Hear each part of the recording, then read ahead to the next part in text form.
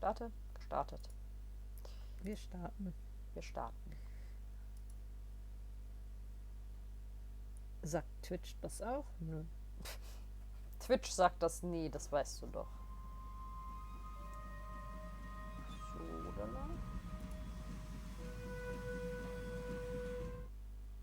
Wenn ich Twitch noch finde, ich weiß, dass ich es irgendwo habe da. Ich habe Twitch und das Social Media abgelegt. Aha. Ja, toll. Twitch braucht eine Aktualisierung. Aber immerhin sagt es, dass wir online sind. Ja. Warum setzt der Twitter so weit nach unten? Das weiß ich nicht. The game is up. Things are looking desperate for Hannah as his pursuers gain the upper hand. Running is the only option. Oh, ich habe mir diesmal gar keinen Tee gemacht. Verdammt. Hast du nicht dran gedacht? Pembrokeshire, Schottland, 28. Mai 1914. Donnerstag. I spent the night on the hillside. It was a cold business, for I had neither coat nor waistcoat. These were in the Mr. Turnbull's keeping, as was Scudder's little book, my watch, and worst of all, my pipe and tobacco pouch. Wir liegen nachts in der Kälte. Wir haben keine Jacke und nichts. Und wir haben unser Notizbuch nicht mehr, aber hey, wir vermissen unsere Pfeife. Das sind Prioritäten. Ja, definitiv. Falsche Richtung. Hallo, hallo. Hi. Only my money accompanied me in my belt and about half a pound of ginger biscuits in my trousers pocket. I supped off half those biscuits, and by warming myself deep into the heather, got some kind of warmth. Warming myself. Mit O. Warming. Mit O. Warm. Warming wie Wurm. So far, I had been miraculously lucky. My chief trouble was that I was desperately hungry. I lay and tortured myself, for the ginger biscuits merely emphasized the aching void, with a memory of all the good food I had thought of so little in London.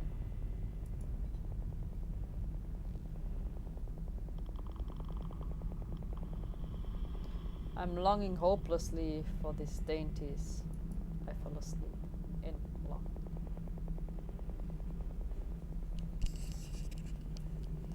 I awoke very cold and stiff about an hour after dawn. It took me a little while to remember where I was.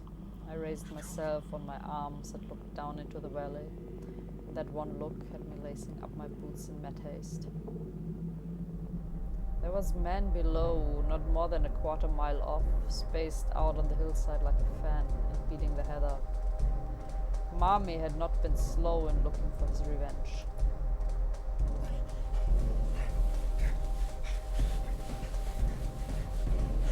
I scrambled to the top of the ridge. My pursuers were patiently quartering the hillside and moving upwards. Keeping behind the skyline, I ran for maybe half a mile. Then I showed myself. The line of search had changed its direction. I pretended to retreat over the skyline, but instead went back the way I had come. In 20 minutes I was behind the ridge overlooking my sleeping place.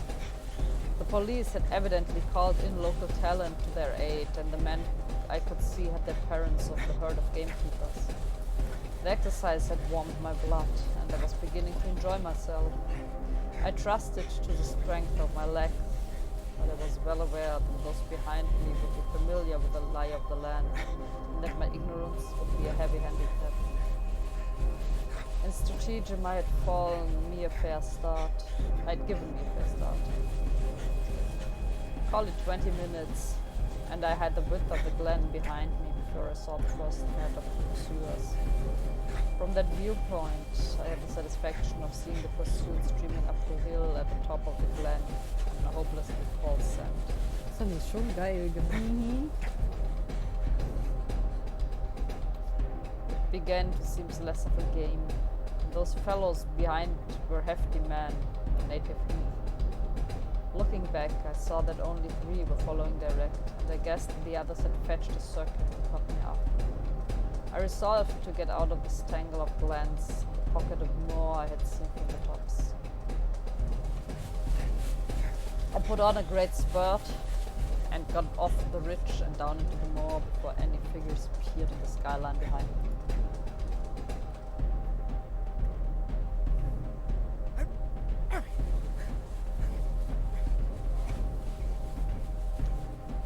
Clearly the road ran to a house, and I began to think of doing the same.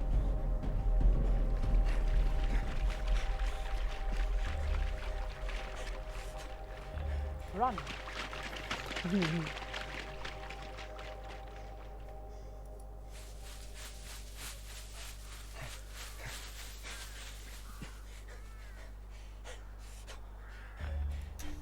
Bring noch ein paar Leute mehr in Schwierigkeiten.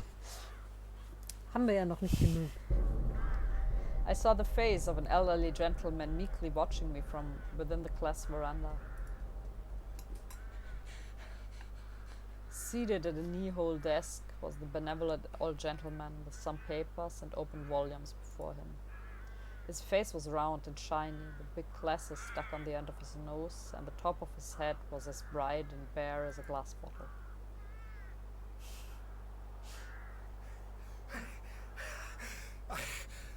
You seem in a hurry, my friend.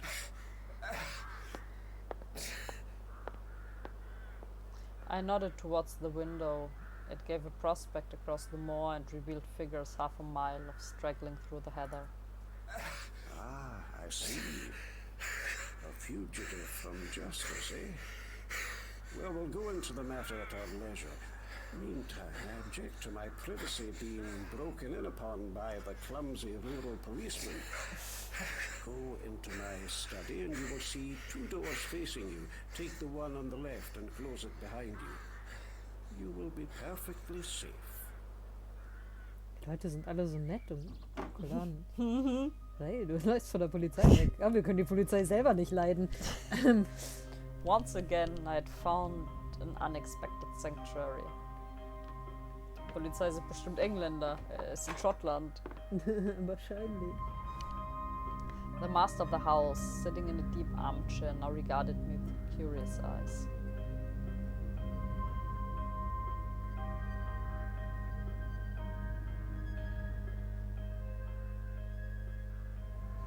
They gone? They have gone. I convinced them that you'd cross the hill. I do not choose that the police should come between me and one whom I am delighted to honor. This is a lucky morning for you, Mr. Richard Haney. Oh. Vielleicht ist es gar nicht. Das ist nicht so nett. As he spoke, his eyelids seemed to tremble and to fall little over his keen grey eyes. This is bad. In a flash, the phrase of Scudder's came back to me when he had described the man he most dreaded in the world.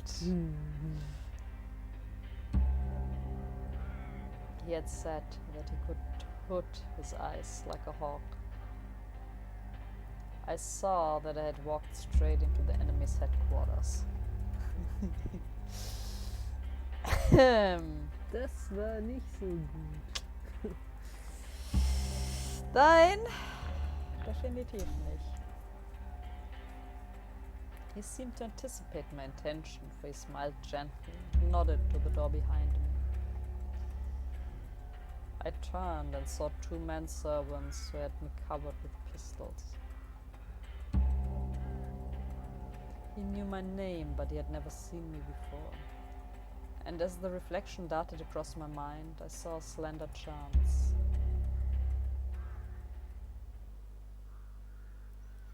I don't know what you mean. And who are you calling Richard Haney? My name's Ainsley. So, but of course you have others. We won't quarrel about a name. I was pulling myself together now, and I reflected that my garb, lacking coat and waistcoat and collar, would at any rate not betray me. I put on my surliest face and shrugged my shoulders. I suppose you're gonna give me up after all, and I call it a damn dirty trick. My God, I wish I'd never seen that cursed motor car. Here's the money and be damned to you. He opened his eyes a little. Oh no, I shall not give you up. My friends and I will have a little private settlement with you. That is all. Oh. You know a little too much, Mr. Hanny. You're a clever actor, but not quite clever enough. He spoke with assurance, but I could see the dawning of a doubt in his mind. For God's sake, stop jawing. Everything is against me. I haven't had a bit of luck since I came on shore at Leith. What's the harm in a poor devil with an empty stomach picking up some money he finds in a bust-up motor car? That's all I've done, and for that I've been chivied for 2 days by those blasted bobbies over those blasted hills. I tell you, I'm fair sick of it. You know what you like, old boy? Ned Ainsley's got no fight left in him. I could see that doubt was gaining. Will you oblige me with the story of your recent doings? I can't, Governor. I've not had a bite to eat for 2 days. Give me a mouthful of food, and then you'll hear God's truth.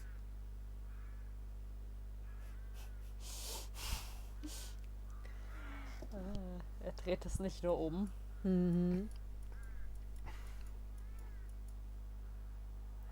I wolfed them down like a pig, or rather, like Ned Ainsley, for I was keeping up my character. Then I told him my story. Ah, Filmchen! God's truth. God's truth.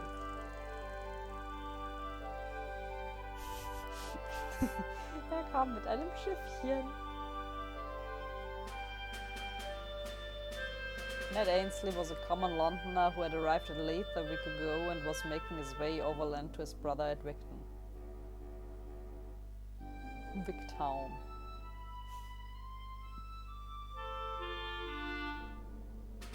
He found 3 sovereigns laying in the seat of a bust-up car and another on its floor.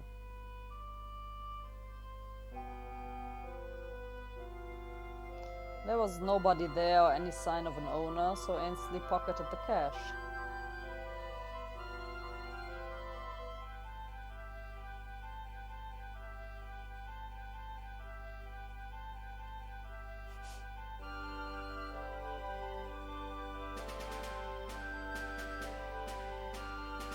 He tried to change a sovereign at the baker's, but the woman cried on the police. Police!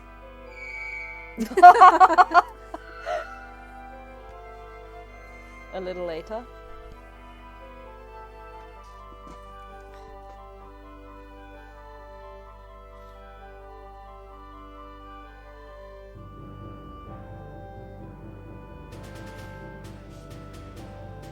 Ich mag diese Filmchen. Ich mag den Stil so gerne. The police had tracked him down and Ainsley was on the run across Scotland.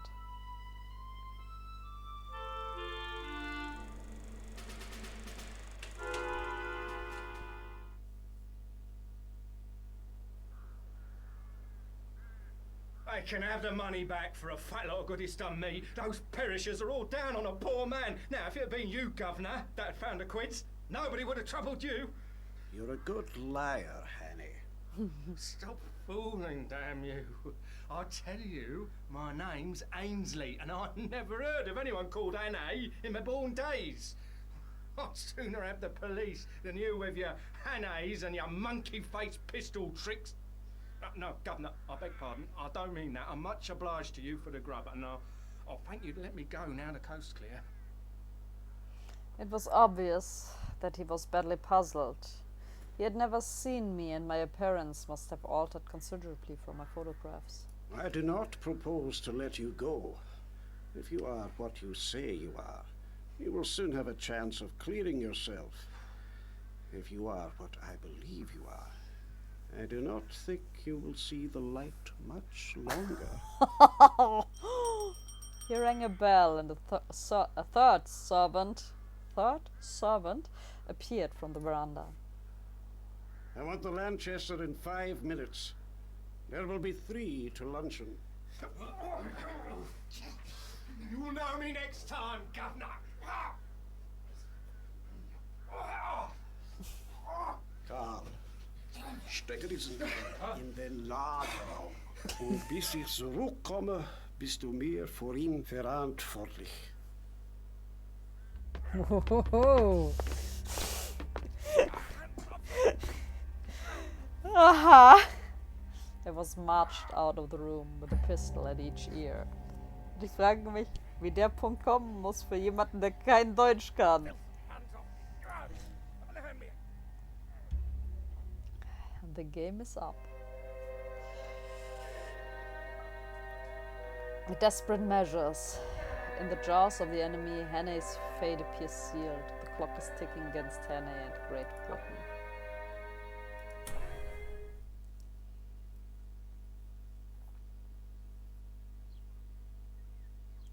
Mai 1914, Blackstone HQ, Scotland, Friday.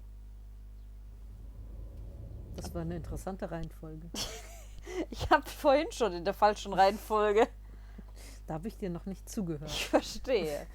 The whole place smelled of mold and disuse. Mold and disuse. The old boy had gone off in a motor to collect the 2 ruffians who had interviewed me yesterday. Now they had seen me as the roadman and they would remember me, for I was in the same rig. What was a roadman doing 20 miles from his beach, pursued by the police? A question or 2 would put them back on track. And put them on the track, Carl. Probably they had seen Mr. Turnbull, probably Mommy too. Most likely they could link me up with Sir Harry, and then the whole thing would be crystal clear. The more I thought of it, the angrier I grew, and I had to get up and move about the room.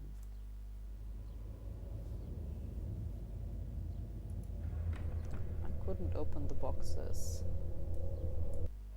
Nein. Ich wollte nicht wieder raus. Also wirklich, also raus willst du schon. Ja, Aber anders. Ja, ich wusste nicht, dass das passiert, wenn ich auf die rechte Maustaste drücke. Tut mir leid. Ich verstehe. Ich versuche mich von der rechten Maustaste fernzuhalten. Klickt das einfach schnell durch.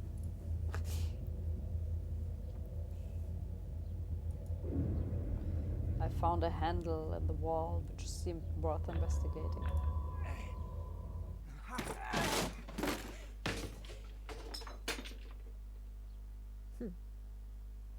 Okay. Wir haben ein paar. Da unten ist noch irgendwas. So viel. Ja.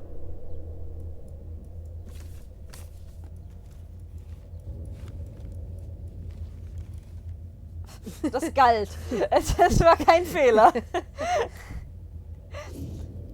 It was lanternite, a powerful explosive I knew from my time as a mining engineer.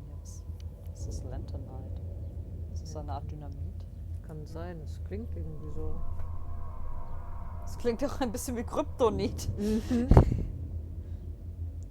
But I had forgotten the proper charge and the right way of preparing it, and I wasn't sure about the timing.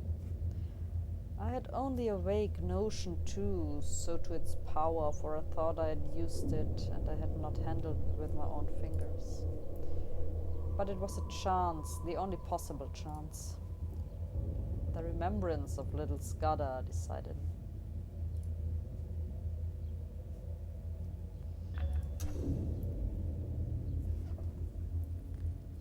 Ritjof hat das auch noch nie gehört.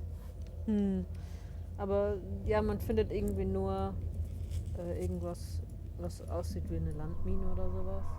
Ja, okay. Das ist Irgendein rundes Dynamitding.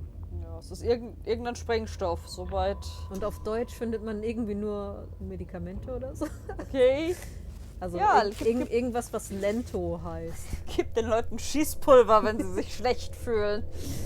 Zumindest war das, was ich so beim jetzt kurz drüber gucken gefunden habe. Ich weiß nicht, Ich glaube, wir sind auch die Leute, die am häufigsten irgendwelche Begriffe nachgucken, ob irgendwas der Wahrheit entspricht oder sowas. Über so Google an der Seite. Aha, aha, aha. Ja, keine Ahnung. Vielleicht findest du noch mehr, Chat, ich weiß nicht. It was about the beastliest moment of my life, for I'm no good at these cold-blooded resolutions. Still, I managed to rake up the pluck and set my teeth and shook back the horrid doubts that flooded on me. I simply shut off my mind and pretended I was doing an experiment as simple as Guy Fawkes fireworks. Das war Guy auch irgendwie Fawkes? cool. Wie spricht man im Englischen? Weiß Guy ich oder nicht. Guy? Aber du musst deine... Und ja, das war auch cool. Definitiv. Sie machen geile Dinge mit dem Text.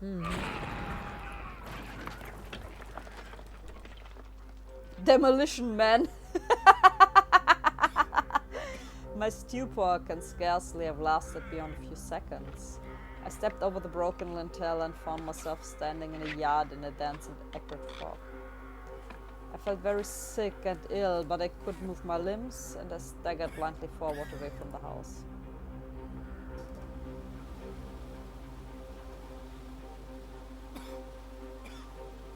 A small mill lad ran in a wooden aqueduct on the other side of the yard. I fell into this. The cool water revived me, and I had just enough wits left to think of an escape. I squirmed up the lade among the slippery green slime until I reached the mill wheel.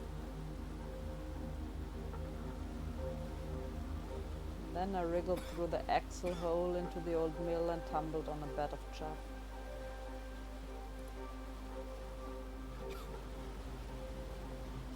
A nail caught the seat of my trousers and I left a wisp of heather mixture behind. Nausea shook me, and the wheel in my head kept turning while my left shoulder and arm seemed to be stricken with the palsy. I crawled down the broken ladder, scattering chaff behind me to cover my footsteps. I did the same on the mill floor and on the threshold where the door hung on broken hinges.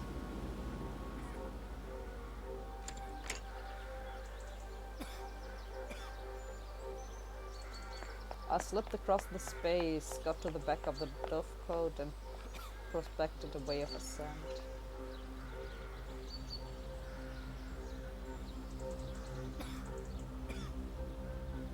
By the use of outjutting stones, gaps in the masonry, and a tough ivy root, I got to the top.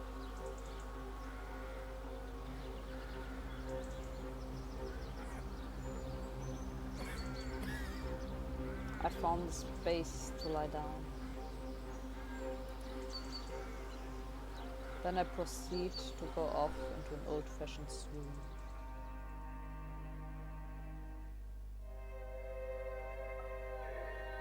Damaged and intoxicated, Hannah escapes the clutches of the black stone. They know he is nearby.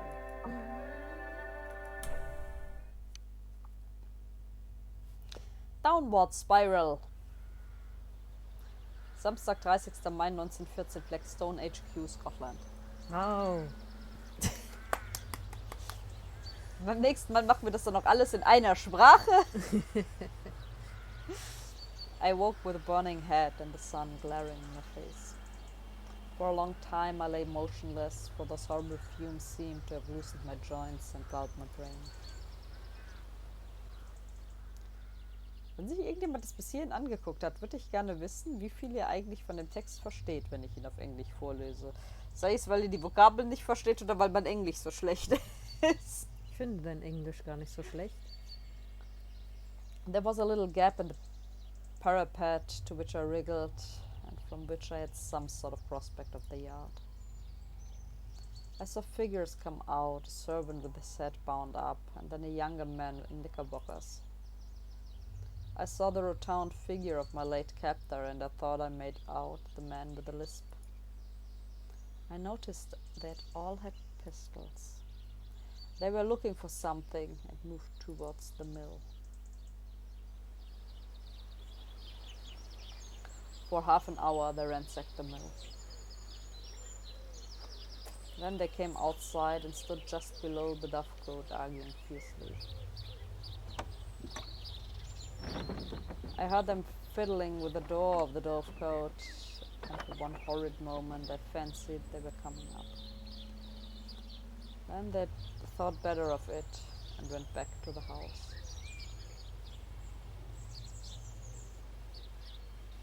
Schon Glück, dass außen hochgeklettert ist. All that long blistering afternoon I lay baking on the rooftop.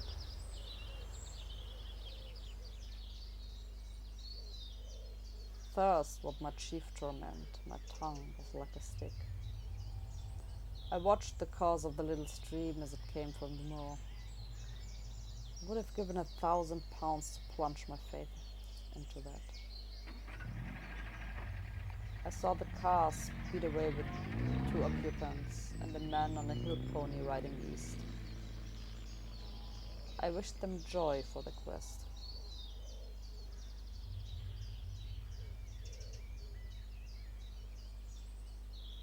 If that aeroplane came back, the chances were 10 to 1 that I would be discovered. So through the afternoon I lay and prayed for the coming of darkness.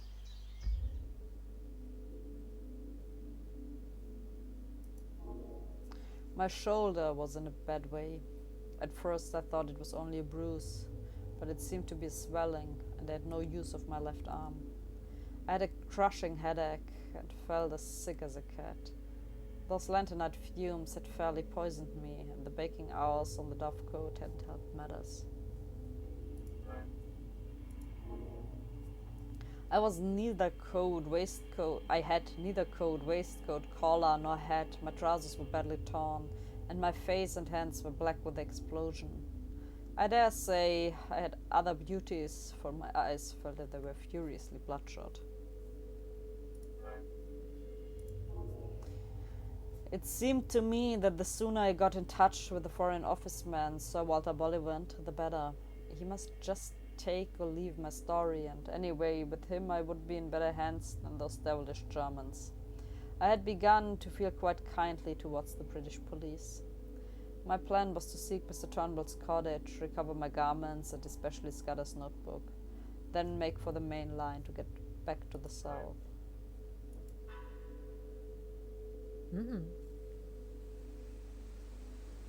Thank God it was a black night. Es war Batman! My thirst was too great to allow me to tarry, so about 9 o'clock, so far as I could judge, I started to descend. Halfway down, I heard the back door of the house open, saw the gleam of a lantern against the mill wall. For some agonizing minutes, I hung up the ivy and prayed that whoever it was could not come round by the dovecote. Dovecote? Wie spricht man? Dovecote. Ich habe keine Ahnung, wie man das ausspricht. Ich weiß es nicht. Aber was ist das, ein Taubenverschlag? Das würde ich aus dem Wort schließen, aber nicht unbedingt. Das Ding sieht eher aus wie ein Bunker. Schon. Then the light disappeared and I dropped softly as I could onto the hard soil of the yard.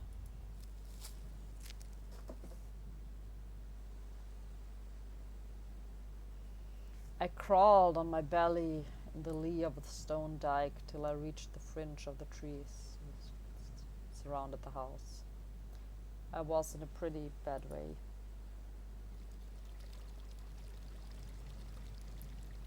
So wie ich es geschrieben hatte, weil ich nicht mehr genau wusste, wie man das schreibt, ist es ein Taubenverschlag. Aber okay. eigentlich sind die eher, klein und aus Holz. Ich weiß nicht genau.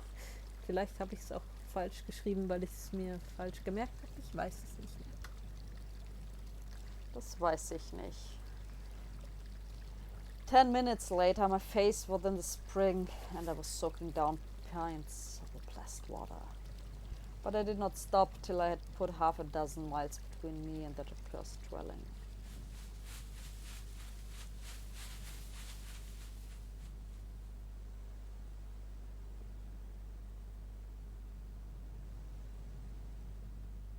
Dafür, dass es eine schwarze Nacht ist, ist der Mund ganz schön hell. Ja! I sat down and took stock of my position. Sir Harry's map had given me the lie of the land. All I had to do was to steer a point or two west of southwest to come into the stream where I had met the roadman. I calculated I must be about 18 miles distant, and that meant I could not get there before morning.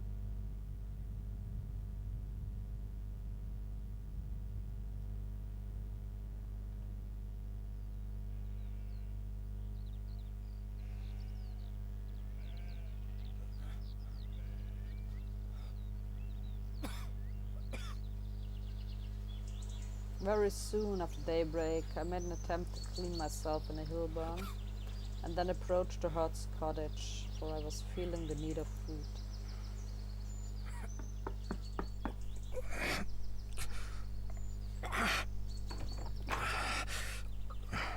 Klingt nicht gut. What in the name of... What's happened to you? Forgive me. I've taken a pretty bad fall. Come in. Come in.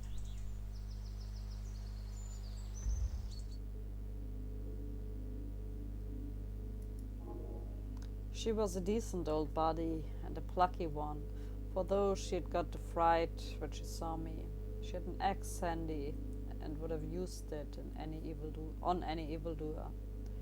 I don't know what she took me for, a repentant burglar, perhaps. Like a true Samaritan, she asked no questions, but gave me a bowl of milk with a dash of whiskey in it, and let me sit for a little by her kitchen fire. She would have bathed my shoulder, but it ached so badly that I would not let her touch it. Mimose. She showed me how to wrap the plaid around my shoulders. And when I left that cottage, I was the living image of the kind of Scotsman you see in the illustrations to Bond's poems.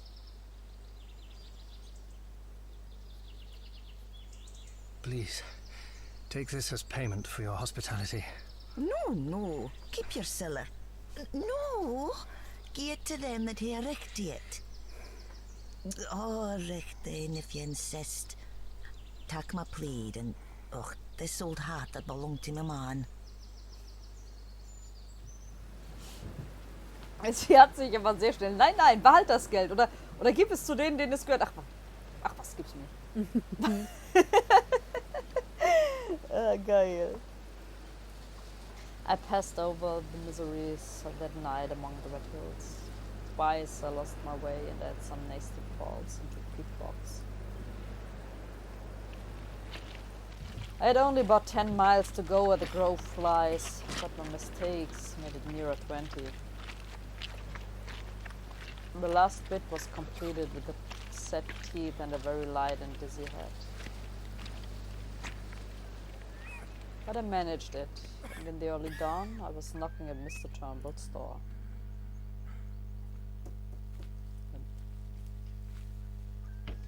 Da wohnte er. Where are ye that comes stravaiging here in the Sabbath morning? My head was swimming so wildly that I could not frame a coherent answer. But he recognized me. Aye, have ye got my specs? I fetched them out of my trouser pocket. You'll have come for your jacket and waistcoat. Come on by. Losh, man, you're terrible down to the legs. Hold up till I get you to a chair.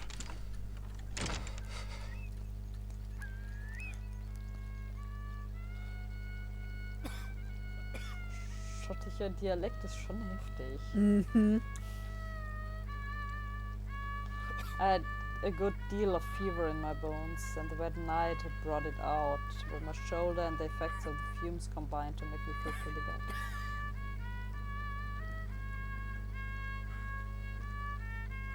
I perceived I was in for a bout of malaria. Before I knew, Mr. Turnbull was helping me off with my clothes and putting me to bed in one of the two cupboards that lined the kitchen walls.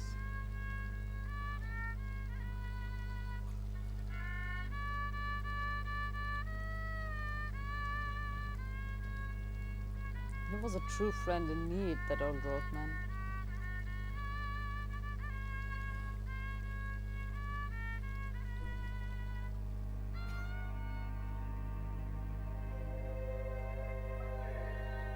Turnbull's nursing brings Hannah back to fighting fitness. But time is running out as June 15 draws near. Ja, wir sind jetzt auch schon Fast am Ende.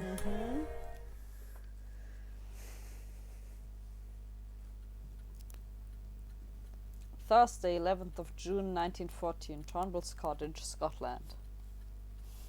Siehst du, ich kann es in einer Sprache. Und in der Reihenfolge, in der es da steht. Das ist voll gut. Ich bin Ja. stolz auf dich.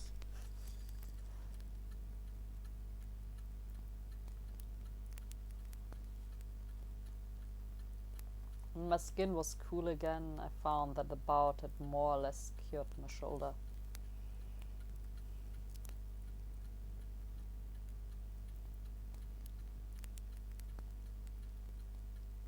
But it was a baddish go, and though it was so, I was out of bed in 5 days. It took me some time to get my legs again. Turnbull went out each morning, leaving me milk for the day and locking the door behind him, and came in the evening to sit silent in the chimney corner. Not a soul came near the place, and he never bothered me with a question. He never even sought my name.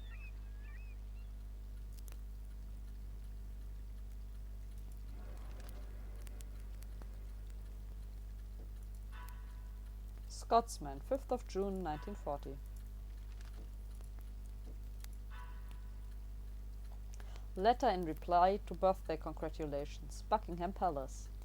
I have received many thousand letters from children who have sent me good wishes for my birthday.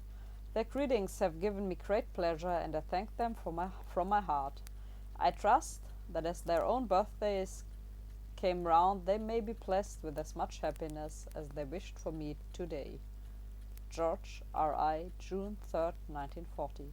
14, nicht 40. 40. Ich glaube, 40 werden wir schon zu spät. Ja.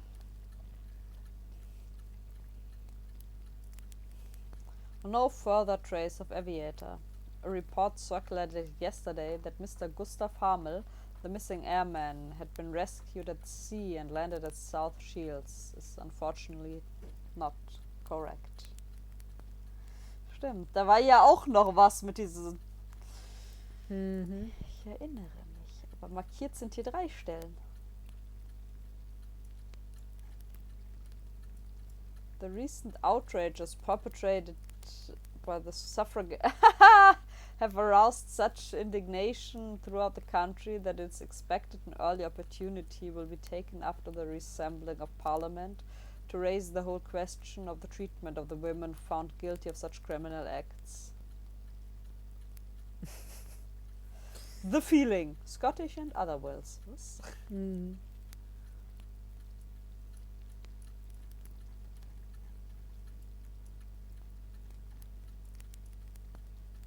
Ja, hier ist nur...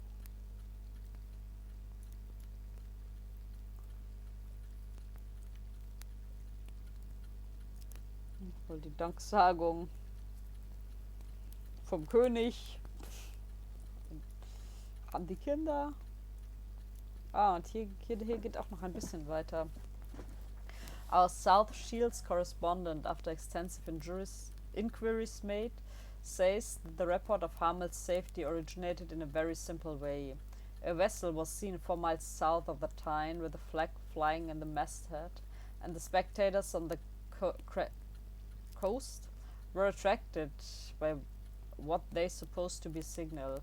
The coast guards endeavored to get into touch with the vessel, but she was apparently too far off.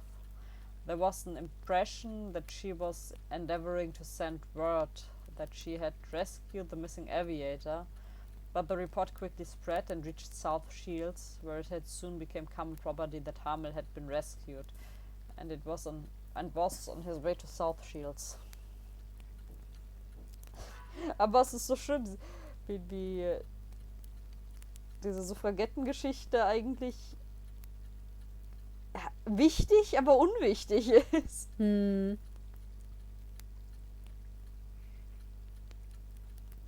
Irgendwo muss da. Auf den Stuhl kann man noch klicken. One day he produced my belt from a lockfast drawer. Here's your belt. There's a terrible heap of silver in it. You better count it to see it's there. Thank you, but I'm sure there's no need. By the way, could you tell me, has anyone been inquiring after me? Aye, there was a man in a motor car. He speared what I'd taken my place that day, and I let on I thought him daft. But he keep it on at me, and saying I said he might be thinking of my good brother for the cliff that whiles leaned me a horn. He was a worse looking soul, and I couldn't understand the half of his English tongue.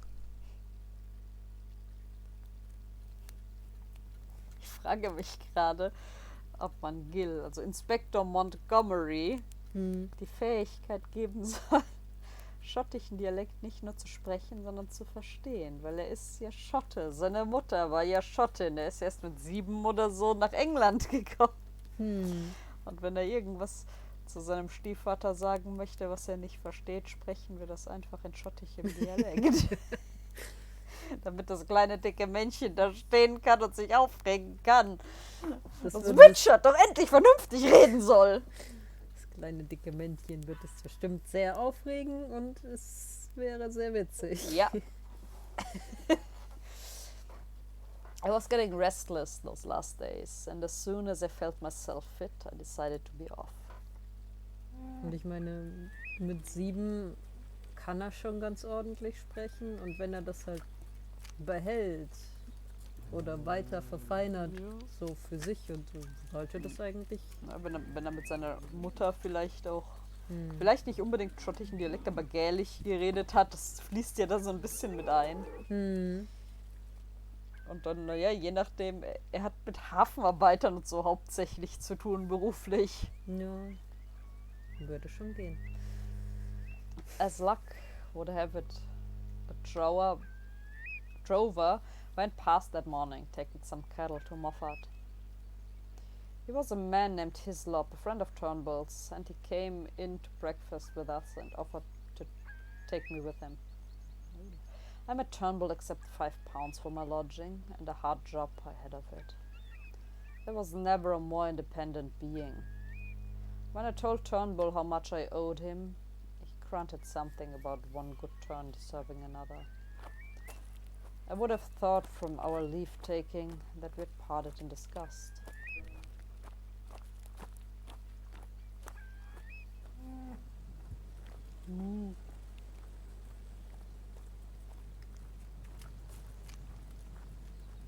Driving cattle is a mortally slow job, and we took the better part of the day to cover a dozen miles.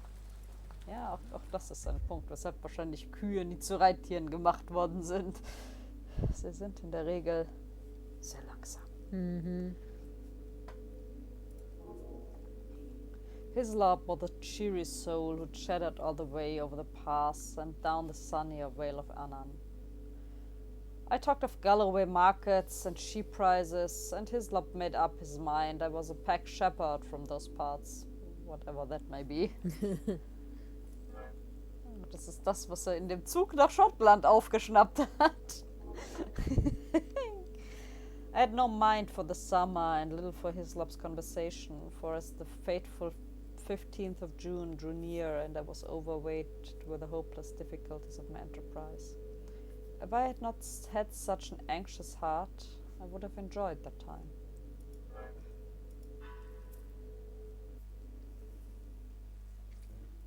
At Moffat, I got some dinner in a humble public house, then walked the 2 miles to the junction on the main line. The night express for the south was not due till near midnight, however. So to fill up the time, I went up on the hillside and fell asleep, for the walk had tired me.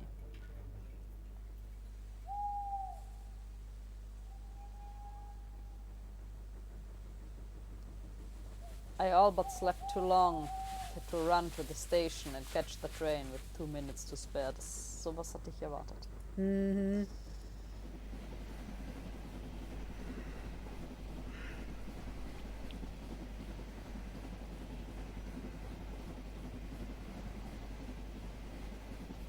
Aber immerhin hat er den Zug gekriegt. Ja.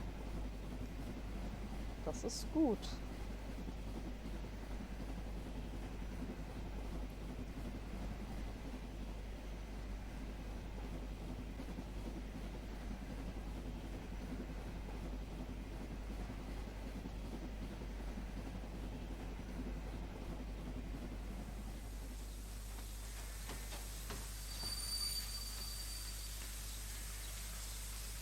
About 6 o'clock in the evening, a very and travel-stained being with a checked black and white plate over his arm descended at the little station of Abspann.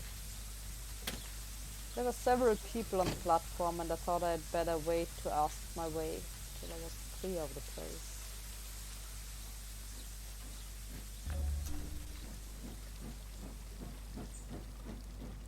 I came to a bridge and fell to whistling.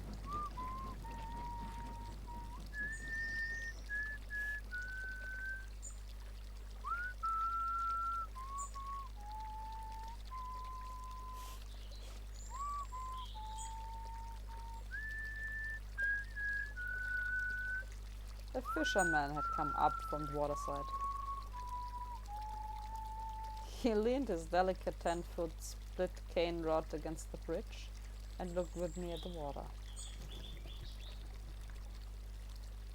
Clear, isn't it? I back our Kennet any day against the test. Look at that big fellow. 4 pounds if it's an ounce. But the evening rise is over and you can't tempt him. I don't see him. Look, there. A yard from the reeds, just above that stickle. Ah, I've got him now. You might swear he was a black stone. So.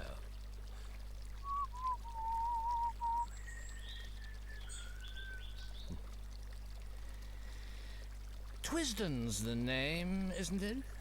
No? I mean to say, yes. I had forgotten all about my alias. It's a wise conspirator that knows his own name.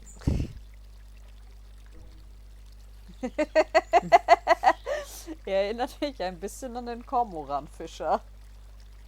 I stood up and looked at him, at the square, clefted jaw and broad-lined brow, and the firm folds of cheek, and began to think that here at last was an ally who worked for him. Was denn nun? Eine Verbündete oder eine Gasse? Es ist Eine verbündete Gasse. Es ist beides nützlich in seiner Situation. Aber ich möchte mal sagen, warum schreibt man Ally, A-L-L-E-Y und Ally, A-L-L-Y? Nur mal so, das ist genau verkehrt rum. Suddenly he frowned. I call it disgraceful. Disgraceful that an able-bodied man like you should dare to beg. You can get a meal from my kitchen, but you'll get no money from me. Evening, Sir Walter. That's my house. Wait 5 minutes and then go round to the back door. And with that, he left me.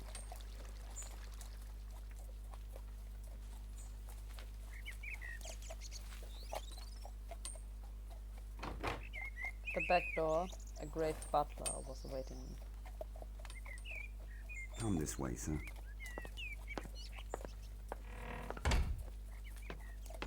He led me along a passage and up a back staircase to a pleasant bedroom, looking towards Sir the Walter river. thought as how Mr. Reggie's things would fit you, sir. He keeps some clothes here, for he comes regular on the weekends. There's a bathroom next door, and I've prepared hot bath. Dinner in half an hour, sir. You'll hear the gong.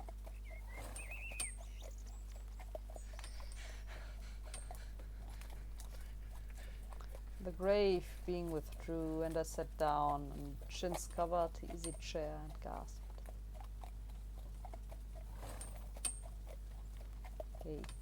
Gaped. It was like a pantomime to come suddenly out of the beggardom into this orderly comfort. Obviously, Sir Walter believed in me. Oh, why he did, I could not guess.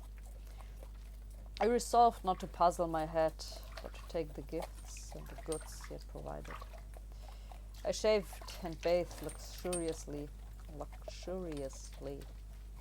and got into the dress clothes and clean crackling shirt, which fitted me not so badly.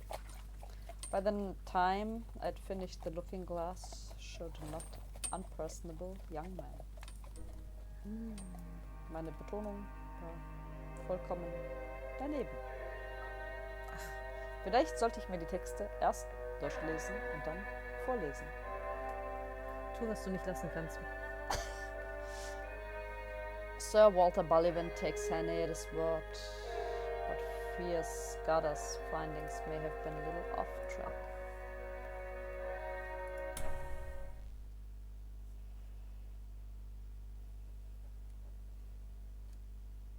Saturday, 13th of June 1914, Sir Walter's cottage, Artenswell.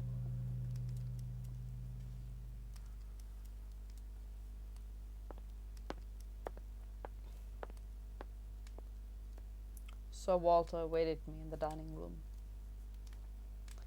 The sight of him, so respectable and established and secure, the embodiment of law and government and all the conventions, took me aback and made me feel an interloper. He couldn't know the truth about me, or he wouldn't treat me like this. I simply could not accept his hospitality and false pretenses.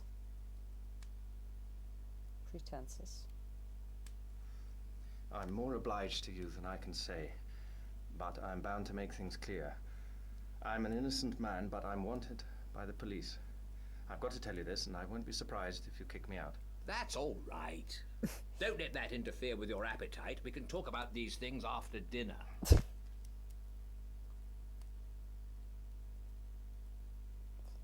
Hübsches Geschirr. Mhm. Und die Tassen stehen immer noch. Verkehrt rum. Sie haben nichts getrunken. Muss man ja auch nicht. Sie haben ja Weingläser. Die auch immer noch genauso dastehen. Und Das die ist Weinflasche ist auch immer noch zu. Und die Wurst haben sie auch nicht angerührt und die Brötchen. Also wirklich. It made me almost hysterical to be sitting there, waited on by a footman and a sleek butler, and remember that I had been living for 3 weeks like a brigand, and that with every man's hand against me. Then we went to his study for coffee. Kohi! In England. Na gut, in Schottland. Sie sind immer noch in Schottland. Okay, vergessen wir das. I made up my mind that if ever I got rid of this business and had a house of my own, I would create just such a room. Then, when the coffee cups were cleared away and we had got our cigars all right, he bade me get started with my yarn.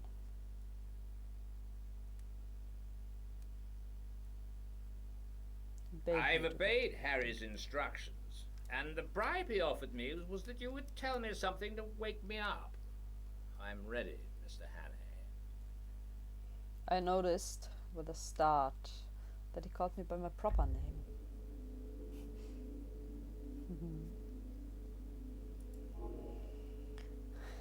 I told of my boredom in London and the night I had come back to find Scudder gibbering on my doorstep. I told him all Scudder had told me about Carolides and the Foreign Office Conference, and that made him purse his lips and grin. Then I got to the murder, and he grew solemn again.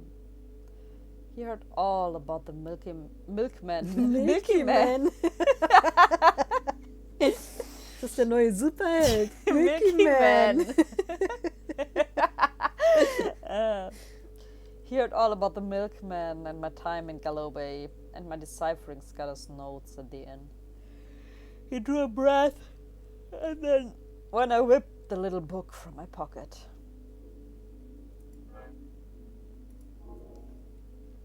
I described my meeting with Sir Harry and the speeches at the hall. At that he laughed. Uproarious answer! Entschuldigung.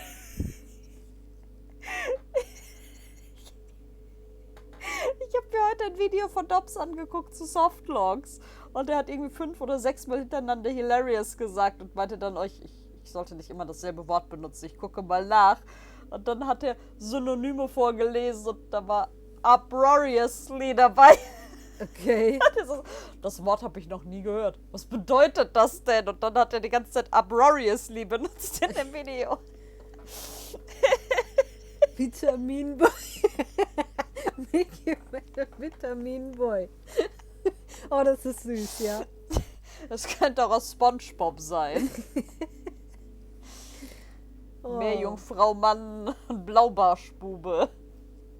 Ja, aber so eine Kinderserie, um Kindern gesunde Ernährung beizubringen, finde ich, ist schon sehr süße Helden. Das ist wahr. Wieso schreit mich How It Began, the Murder, Meeting Sir Harry und the Black Stone an und The Roadman ist so... Haben sie es vergessen, oder? My day as the roadman excited him a bit. He made me describe the two fellows in the car very closely and seemed to be raking back in his memory. He grew merry again when he heard of the fate of that ass Jopley.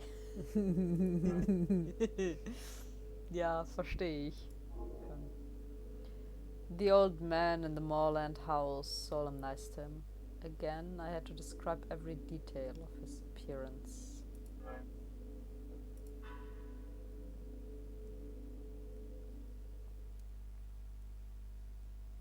You may dismiss the police from your mind. You're in no danger from the law of this land. Great Scott. Have they got the murderer? No. But for the last fortnight, they've dropped you from the list of possibles. Why? Principally because I received a letter from Scudder. I knew something of the man, and he did several jobs for me.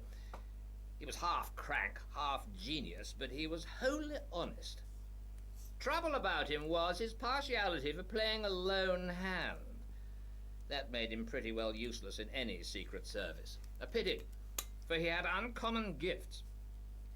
I think he was the bravest man in the world, for he was always shivering with fright, and yet nothing would choke him off. I had a letter from him on the 31st of May. But he had been dead a week by then. The letter was written and posted on the 23rd. He evidently did not anticipate an immediate decease. His communications usually took a week to reach me, for they were sent undercover to Spain and then to Newcastle. He had a mania, you know, for concealing his tracks. He got up and crossed the room to a cabinet, bringing back Scudder's letter.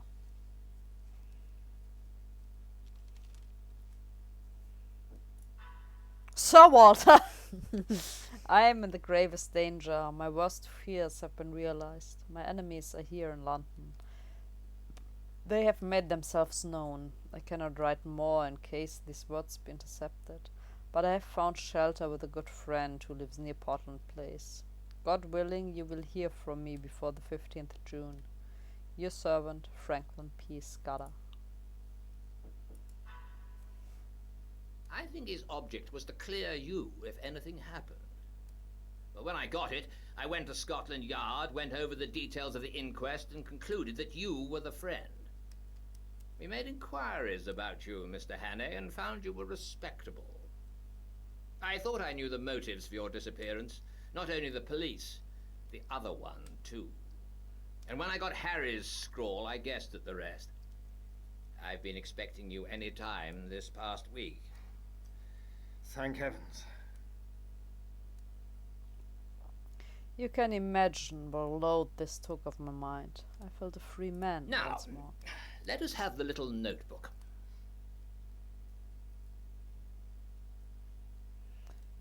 It took us a good hour to walk through it.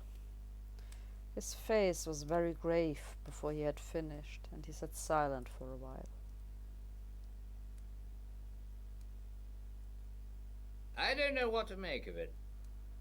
He's right about one thing. What is going to happen the day after tomorrow? How the devil can it have got known? That is ugly enough in itself. But all this about war and the Black Stone, It reads like some wild melodrama. If only I had more confidence in Scudder's judgment. Trouble about him was that he was too romantic. He had the artistic temperament and wanted a story to be better than God meant it to be. He had a lot of odd biases, too. Jews, for example, made him see red. Jews and the high finance. The black stone. The Schwarzer Stein. Yeah, it's like a penny novelette. And all this stuff about Carolides. That is the weak part of the tale, for I happen to know that the virtuous Carolides is likely to outlast us both. There's no state in Europe that wants him gone. Besides, he's just been playing up to Berlin and Vienna and giving my chief some uneasy moments.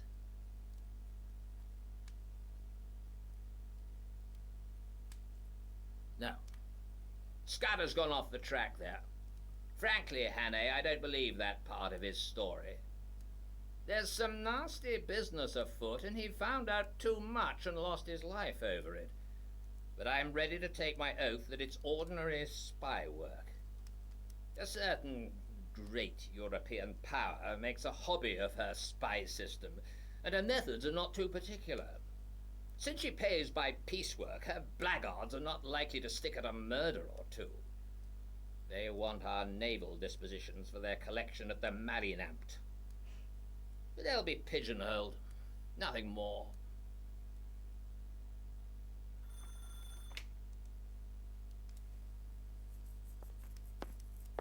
There's a trunk call from London, Sir Walter. It's Mr. Reith, and he wants to speak to you personally. Der Butler stand seltsam da. Mhm. So windschief. My host went off to the telephone. He returned in 5 minutes, with whitish face. I apologize to the shade of Scudder.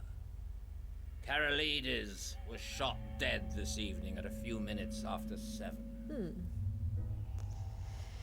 Whew! Vielleicht war er doch nicht so romantisch. Träumerisch. The Foreign Office meeting with Roya is brought forward in a bit to derail the Blackstone's plot.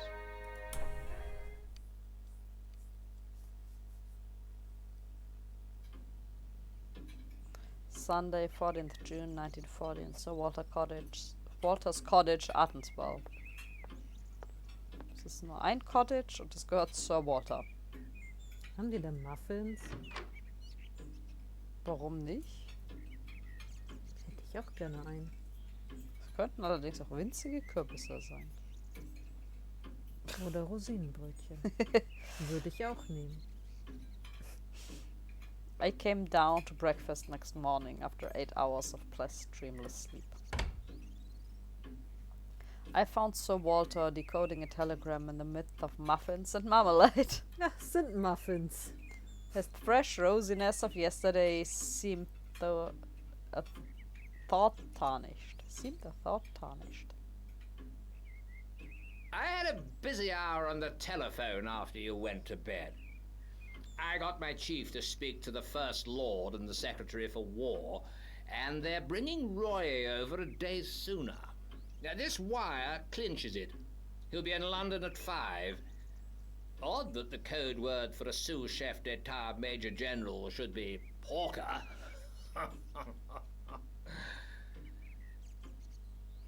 He directed me to the hot dishes and went on. Not that I think it'll do much good. If your friends were clever enough to find out the first arrangement, they're clever enough to discover the change. I would give my head to know where the leak is. We believed there were only 5 men in England who knew about Royer's visit, and you may be certain there were fewer in France, for they manage these things better there.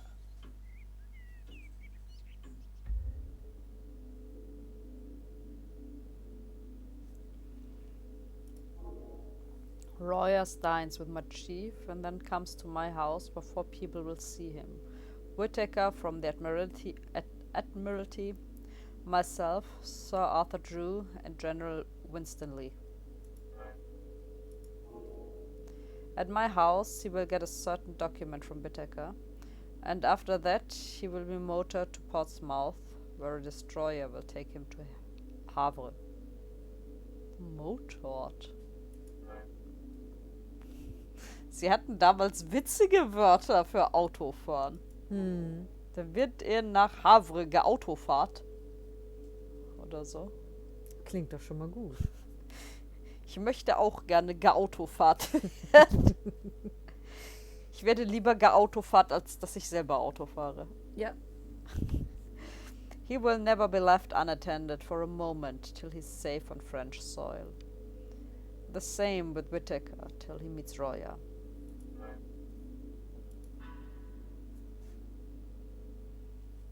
That is the best we can do. And it's hard to see how there can be any miscarriage. But I don't mind admitting that I'm horribly nervous. This murder of Karolides will play the deuce in the chancelleries of Europe.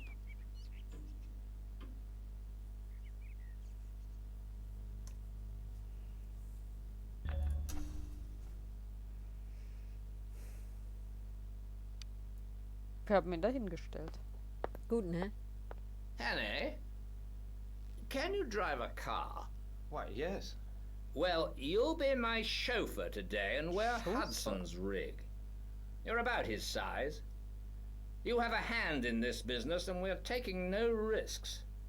There are desperate men against us who will not respect the country retreat of an overworked Das letzte official. Mal passiert ist, als er ein Auto gefahren hat, oder?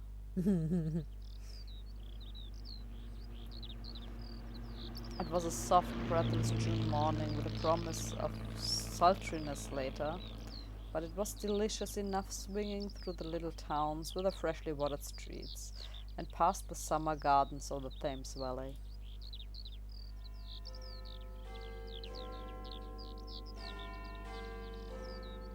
War London. Man hat es gehört, bevor man es gesehen Ja. hat.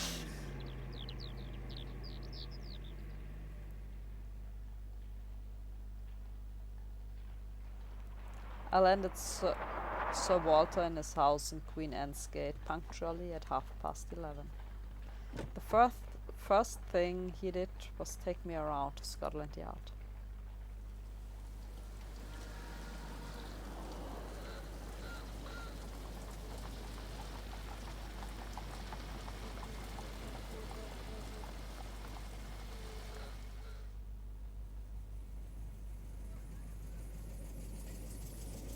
There we saw a prim gentleman with a clean-shaven lawyer's face.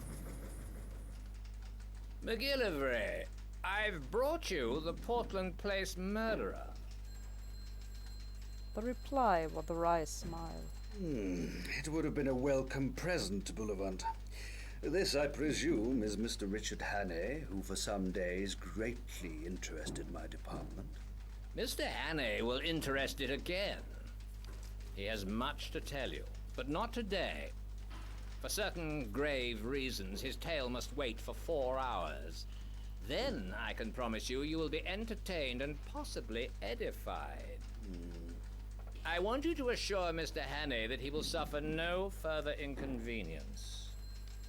This assurance was promptly given. You can take up your life where you left off. Your flat, which probably you no longer wish to occupy, is waiting for you, and your man is still there. As you were never publicly accused, we considered that there was no need of a public exculpation. But on that, of course, you must please yourself.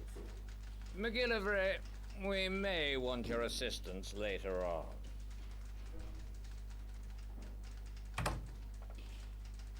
Come and see me tomorrow, Hannay. I needn't tell you to keep deadly quiet. If I were you, I would go to bed, for you must have considerable arrears of sleep to overtake. You'd better lie low, for if one of your Black Stone friends saw you, there might be trouble. Of course.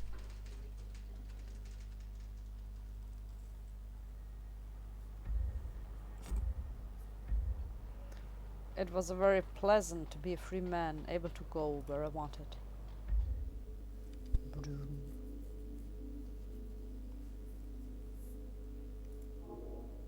I went to the Savoy Lounge, ordered very carefully a very good luncheon, and then smoked the best cigar the house could provide. But I was still feeling nervous. When I saw anybody look at me in the lounge, I grew shy and wondered if they were thinking about the murder. I took a taxi and drove miles away up into North London. I walked back through fields and lines of villas and terraces, and then slums and mean streets, and it took me pretty nearly 2 hours.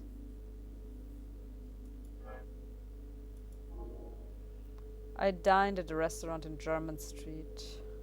I was no longer hungry. I let several courses pass untasted. I drank the best part of a bottle of Burgundy, but it did nothing to cheer me. An abominable restlessness had taken possession of me. I didn't feel like going back to my flat. That had to be faced sometime, but as I still had sufficient money, I thought I would put it off till next morning and go to a hotel for the night. I'd only been a month under the ban of the law, and it was quite enough for me.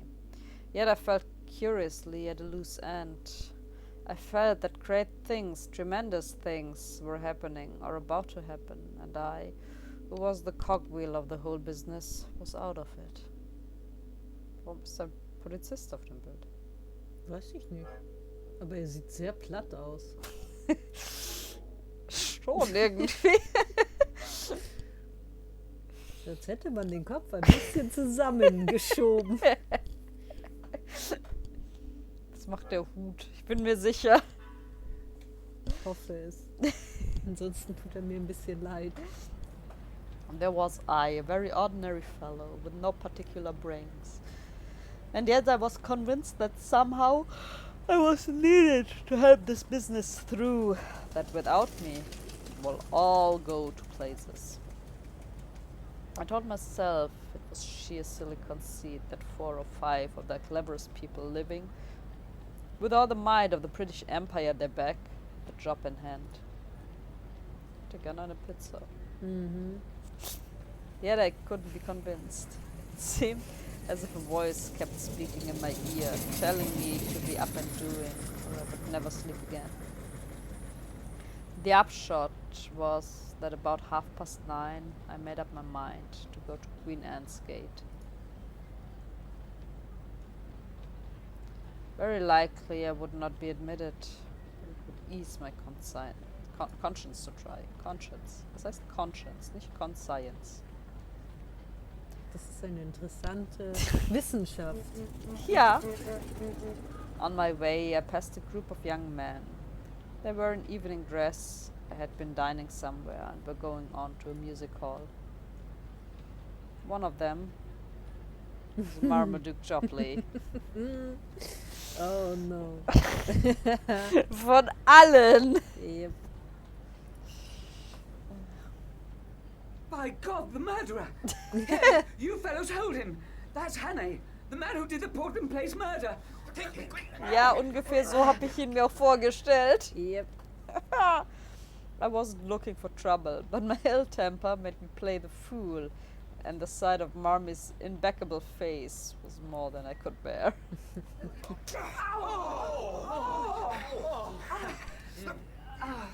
What's going on here? Oh, this man is the Portland Place murderer! Damn it all! Make the fellow shut up! I advise you to leave me alone, Constable. Scotland Yard knows all about me, and you'll get a proper wigging if you interfere. You gotta come along with me, young man. I saw you strike that gentleman cruel hard. You began it too, for he wasn't doing nothing. I seen ya. Best go quietly, or I'll have to fix you up. Watch him! Watch him! Right, come back here! Ja, sein Temperament ist nicht das Beste. I have a very fair turn of speed, and that night I had drinks. In a jiffy I was in Pall Mall and had turned down towards St. James Park.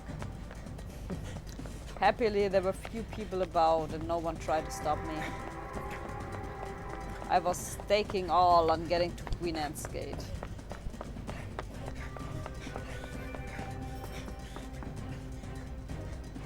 Die Tage auf der Flucht haben ihn ganz schön geprägt. Ja. I must see Sir Walter. My business is desperately important. That butler was a great man. Without moving a muscle, he held the door open and then shut it behind Sir him. Walter is engaged, sir, and I have orders to admit no one. Perhaps you will wait. See here.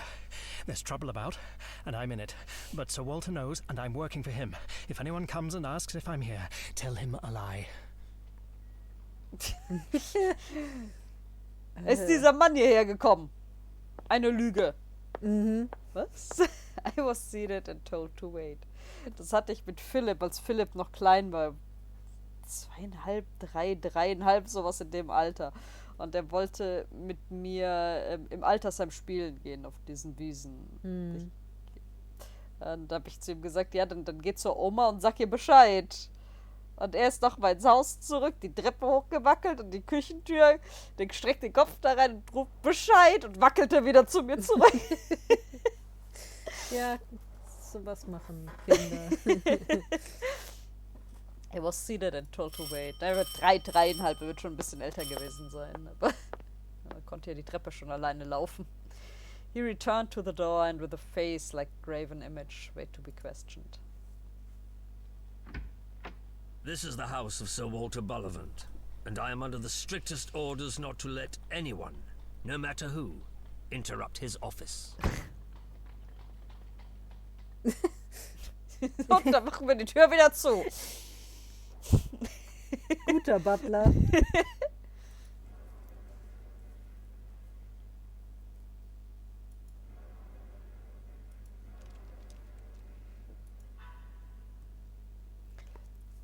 Greek premier assassinated.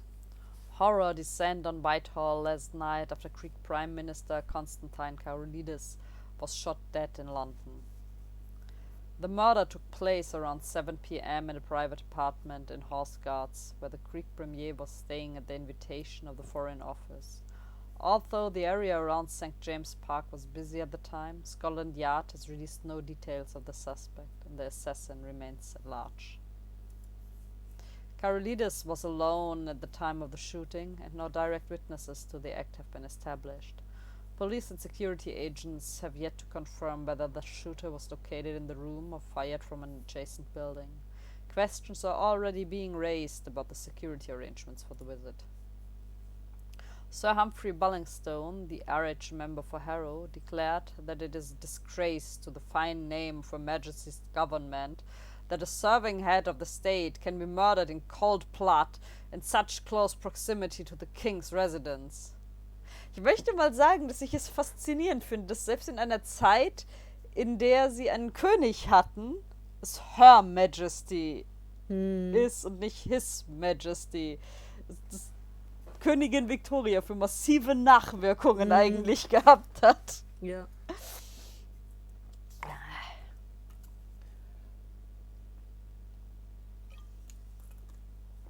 Armed security at Buckingham Palace and Downing Street has been increased as a precaution.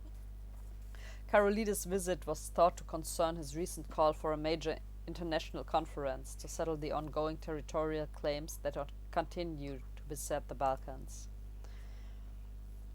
The visit may also have influenced discussion about potential British assistance to secure Greek claims over various Ottoman islands in the Aegean. Although War Minister Drew has repeatedly insisted that Her Majesty's government does not intend to send the Mediterranean fleet to intervene. Motivations for the assassination were unclear, and Karolidis is known to have had numerous enemies. Ottoman influence is likely candidate, although relations between Karolidis and the Porte were relatively cordial compared with his predecessors. Boleyn's efforts to form an alliance with Bulgaria and its long-standing relationship with the Ottomans have led to tense relationships between Berlin and Athens. Athens? Wie spricht man das englische Wort für Athen eigentlich aus? German Foreign Minister Scholte recently described Karolidis as a millstone around the neck of the Greeks. The German theory that supporters within Parliament, Sir Humphrey, has already suggested that We will most likely find the hand of the Kaiser somewhere near the trigger of the gun. Sir Walter Bullivant, permanent secretary at the Foreign Office, reacted with shock and fury to the events of last night and told this newspaper that this is an appalling act of political murder within the very heart of our government, and we will leave no stone unturned to catch those responsible. Sir Walter also extolled the influence of Karolidis as a steady rock in the volatile world of Balkan politics. The tireless work of Constantine Karolidis in search of peaceful solutions to the Eastern question has been without compare in recent years, explained Sir Walter. We must ensure to continue the spirit of his work. Privately, however, the Foreign Office has thought to be deeply concerned that, in the absence of Karolidis, the situation in the region will deteriorate any further. The fate of the international conference that Karolidis had called for is also unknown. Although the absence of a respected strong man, it appears unlikely that such an affair will go ahead in the immediate future.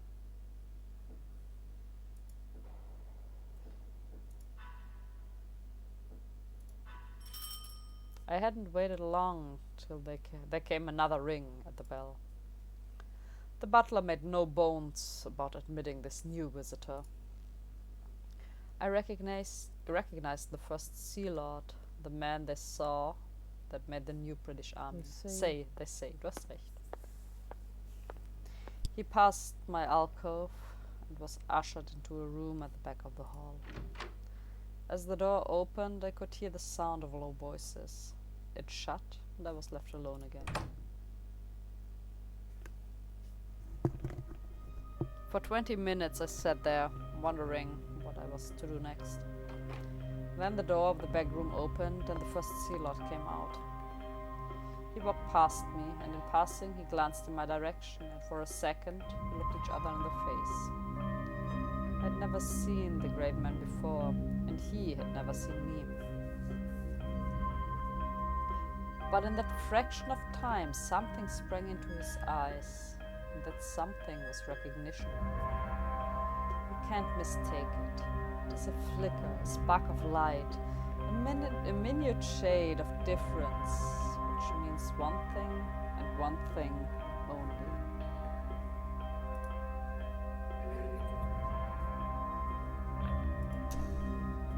Ich habe das Telefon eingesammelt. Moment.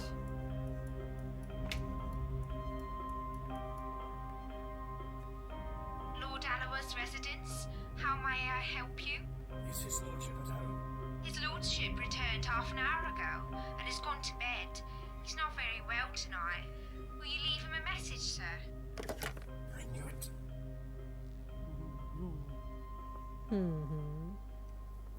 Not a moment could be lost, so I marched boldly to the door at the back room and entered without knocking.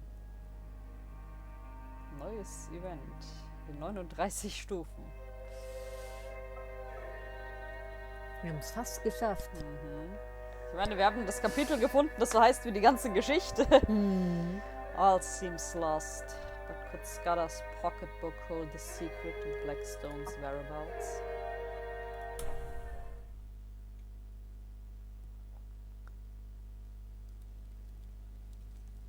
Sunday, 14th of June, 1914, Queen Anne's Gate, London. And I feel reassured. Sir Walter! Gentlemen! 5 surprised faces looked up from a round table.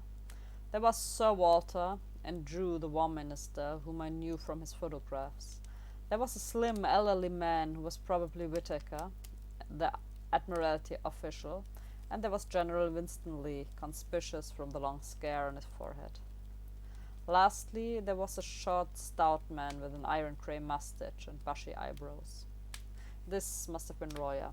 This is Mr. Hannay, of whom I have spoken to you. I'm afraid, Hannay, this visit is ill-timed. That remains to be seen, sir. But I think it may be in the nick of time. For God's sake, gentlemen, tell me who went out a minute ago. Sir Walter's face reddened with anger. Lord Allowa. It was not. It was his living image, but it was not Lord Allowa. It was someone who recognized me, someone I have seen in the last month. He had scarcely left the doorstep when I rang up Lord Alloa's house and was told he had come in half an hour before and had gone to bed. Who? The Black Stone. Nonsense.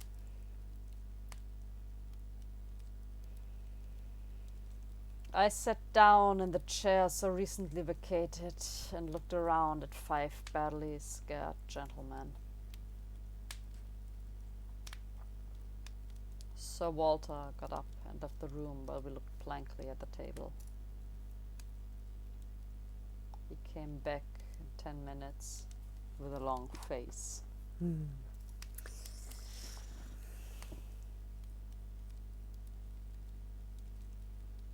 I have spoken to Alloa. Had him out of bed, very grumpy. He went straight home after Malross's dinner. But it's madness. Do you mean to tell me that that man came here and sat beside me for the best part of half an hour and that I didn't detect the imposture? Alloa must be out of his mind. I was getting back my coolness. Don't you see the cleverness of it? You were too interested in other things to have any eyes. You took Lord Alloa for granted. If it had been anybody else, you might have looked more closely, but it was natural for him to be here, and that put you all to sleep. Roya bent his wise brows on the assembly. Young man is right. His psychology is good. Our enemies have not been foolish. I will tell you a tale. It happened many years ago in Senegal. Kriegen wir noch ein schönes Filmchen? Ich glaube schon. Ja. Wenn Sie sagen, Sie erzählen irgendwas aus der Vergangenheit. Royas close shave. Many years ago, the General Roya was quartered in a remote station in Senegal.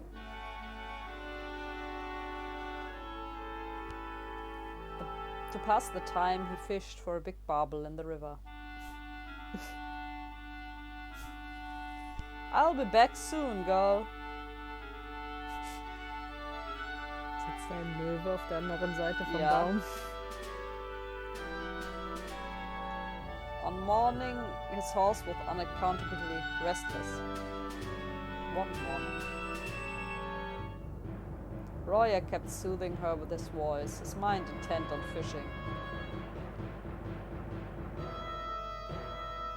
I'll be back soon, girl. Du vielleicht schon. Ja, aber dein Pferd ist nicht mehr da. A couple of hours passed. Und wollte er nicht nur einen Fisch fangen? Und warum lässt er die Hälfte liegen? Kein Wunder, dass da Löwen in der Nähe sind. Auch in die Tasche passen nur 2 Fische. Den Rest lasse ich da.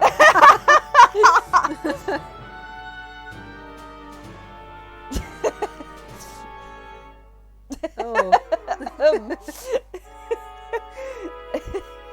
Sollte eigentlich nicht witzig sein.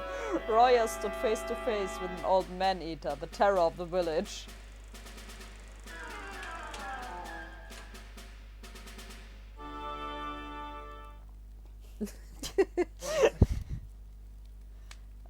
I was enough of a hunter to know a true yarn when I heard it. Aber wie schön dieses Skelett von dem Pferd da stand und gewartet hat. Ja. I stuffed my fishing rod into his jaws and I had a pistol. Also my servants came presently with rifles. But he left his mark on me. He held up a hand with like 3 fingers. Consider. The mare had been dead more than an hour, and the brute had been patiently watching me ever since. I never saw the kill, for I was accustomed to the mare's fretting, and I never marked her absence, for my consciousness of her was only of something tawny, and the lion filled that part. If I could blunder thus, gentlemen, in a land where men's senses are keen, why should we busy, preoccupied urban folk not err also? Yeah. Sir Walter nodded.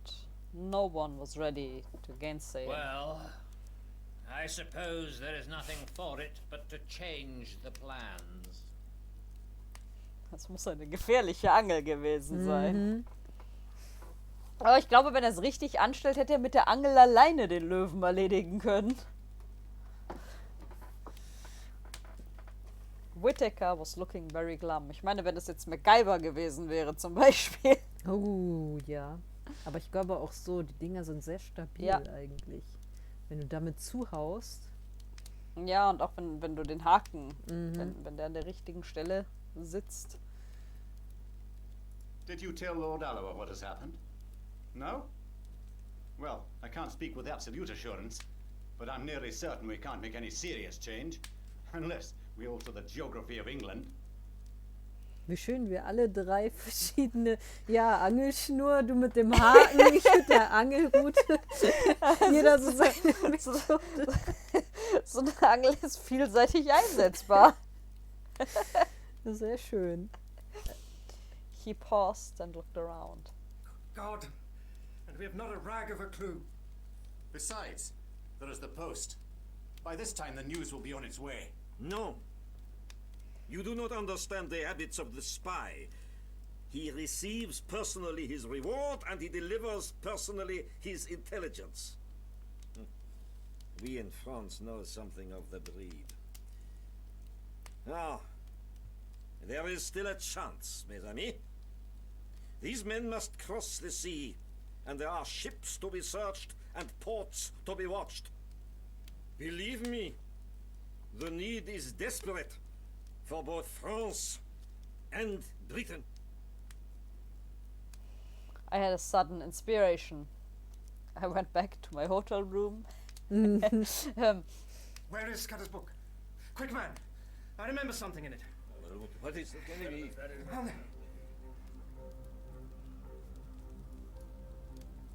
Komm schon, wenn du das eben angenommen hast. Aber das war wirklich kein Kreis. 39 steps. 39 steps. I counted them. High tide, 10:17 p.m. What relevance is all?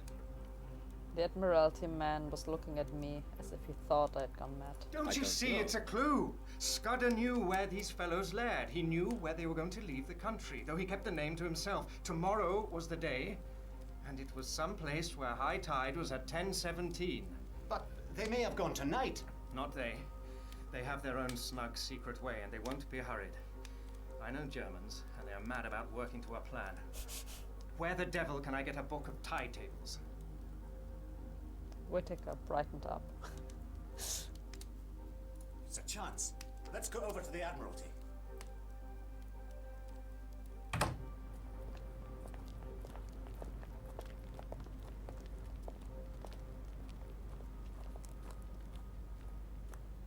We got into two of the waiting motor cars.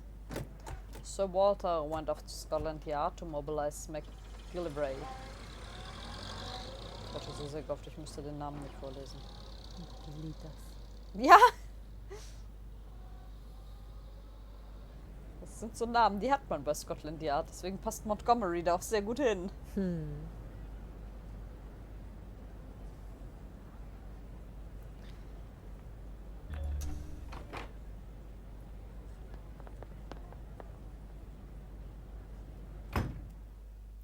A resident clerk was unearthed, who presently fetched from the library the Admiralty tide tables. Oh mein Gott!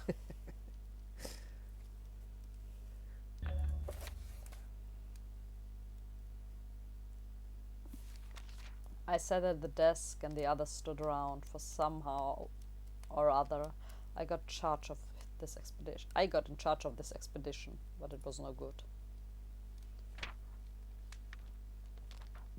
So far as I could see, 1017 might cover 50 places. We had to find some way of narrowing the possibilities. There must be some way of reading this riddle. The riddle. What did Scudder mean by steps? If it were dock steps, why mention the number? It must be some place with several staircases and one marked out from the others by having 39 steps. Why was high tide so important? Must be some little harbor or no harbor at all. There were no sets of staircases on any harbor that I'd ever seen. The place must be a bit of open coast. He's a man in a hurry. He wants a speedy and secret passage. They wouldn't travel by a big boat from a regular harbor. There is no regular steamer sailing at that hour. I must put myself in the enemy's shoes. I wouldn't leave from the Channel or the West Coast. Scotland is too far. I should try for Ostend or Antwerp or Rotterdam. I should sail from somewhere on the east coast between Cromer and Dover. This is all guesswork. I'm no kind of Sherlock Holmes. But I do have a feeling about all of this. Time is running out, time is running out, time is running out, time is running out, time is running out, time is running out, time is running out, time is running out, time is running out, time is running out, time is running out, time is running out. Time is running out! Yeah. I set out all my conclusions on a bit of Admiralty paper.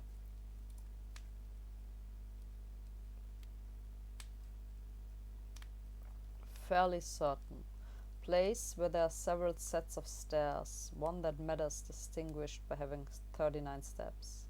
Full tide at 10:17 p.m., leaving shore only possible at full tide. Steps, not dock steps, and so place probably not a harbor. In dem Dokument vielleicht nicht, aber vielleicht in dem Buch. Ja. Irgendwie muss man die Seiten ja voll kriegen. No regular night steamer at 10:17. Means of transport must be tramp, unlikely yacht, fishing boat.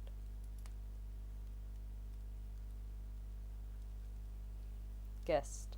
Place not harbor but open coast. Boat small, trawler, yacht or launch. Place between on east coast, somewhere on east coast between Cromer and Dover.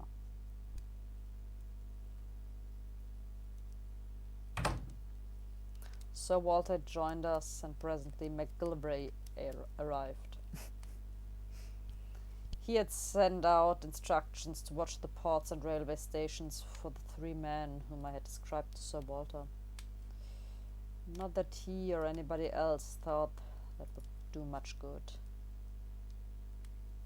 Here's the most I can make of it. We have got to find a place where there are several staircases down to the beach, one of which has 39 steps.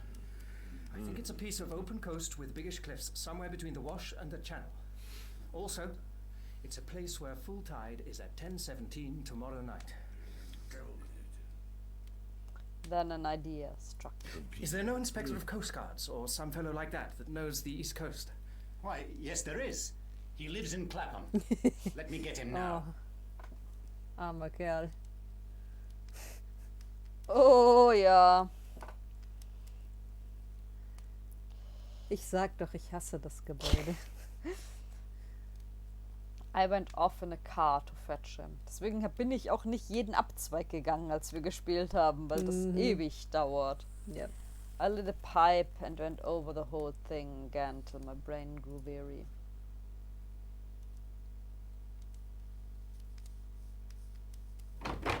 About 1 in the morning, the Coast Guard man arrived. He was a fine old fellow with the look of a naval officer and was desperately respectful to the company.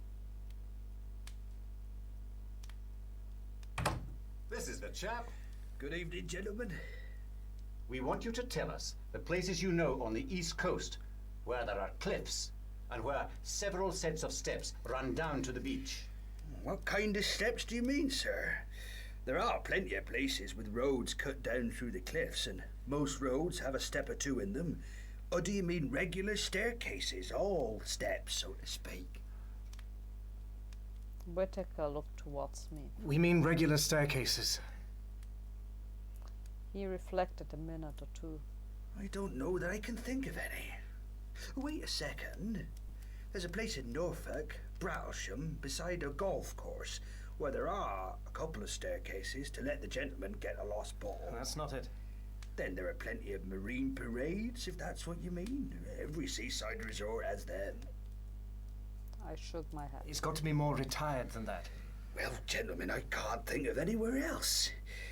Of course, there's the Rough. What's that? The big chalk headland in Kent, close to Bradgate. It's got a lot of villas on the top, and some of the houses have staircases down to a private beach. It's a very high-toned sort of place, and the residents there like to keep by themselves.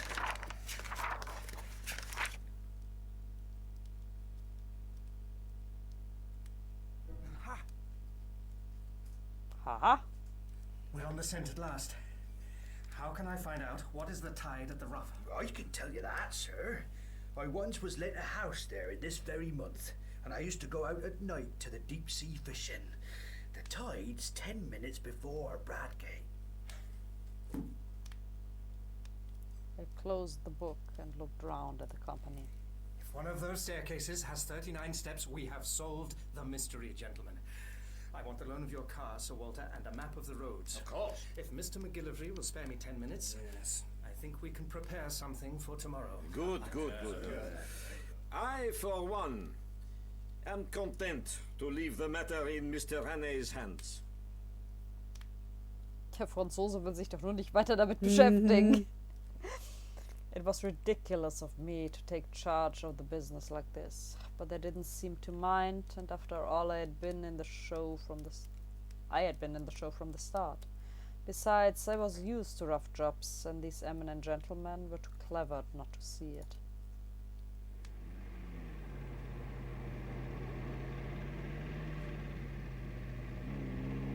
By 3:30 that morning, I was tearing past the moonlit hedgerows of Kent, with McGillivray's best man's escape on the seat beside me.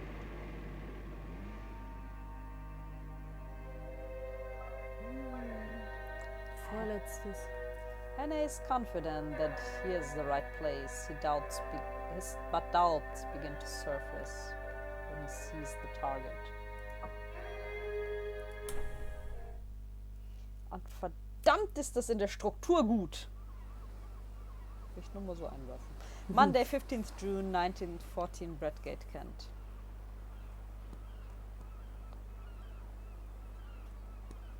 Also diese Finalstruktur, das, was ich so schlecht kann, das ist verdammt gut. Ich bin begeistert. Ich kann lernen.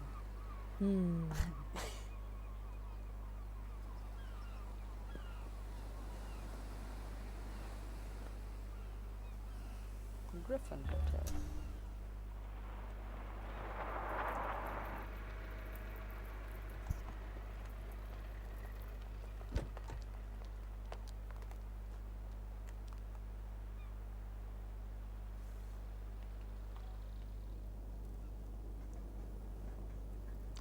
Pink and blue June morning found me at Bradgate, looking from the Griffin Hotel over a smooth sea.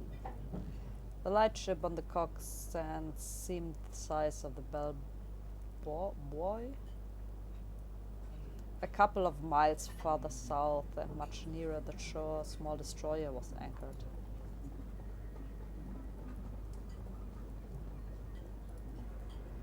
The lightship on the cock's end seemed the size. Scaife had been in the Navy and knew the boat. He told me her name and her commanders, so I sent off a wire to Sir Walter. Er hat das Schiff eingepackt. Es muss wirklich ein kleiner Zerstörer gewesen sein. Nicht viel größer als da auf dem Bild. Auf jeden Fall. After breakfast, Scaife got from a house agent the key for the gates of the staircases on the Rough. I walked with him along the sands and sat down in a nook of the cliff while he investigated the half-dozen of them. I didn't want to be seen, but the place at this hour was quite deserted, and all the time I was on the beach I saw nothing but the seagulls.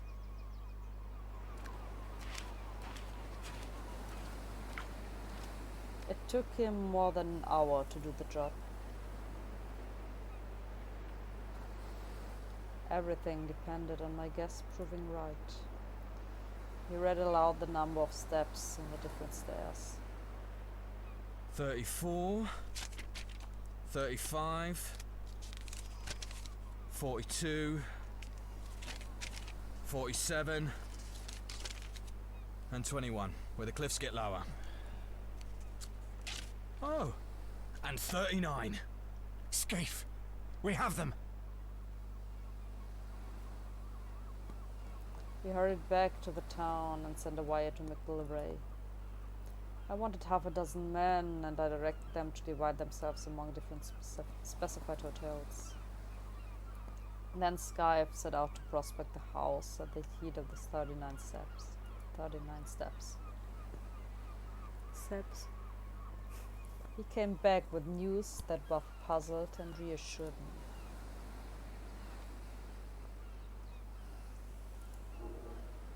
The house was called Trafalgar Lodge and belonged to an old gentleman called Appleton, a retired stockbroker, the house agent said. Only 3 servants were kept, a cook, a parlour maid, and a housemaid. The cook was not the gossiping kind, and had pretty soon shut the door in his face, but Scaife said he was positive she knew something. They were just the sort you would find in a respectable middle-class household. Mr. Appleton was there a good deal in the summertime, was in the residence now, had been for the better part of the week. Scaife could pick up very little information about him, except that he was a decent old fellow who paid his bills regularly, and was always good for a fiver of the local charity. Next door, there was a new house building, which would give good cover of observation, and the villa on the other side was to let. Its garden was rough and shrubby.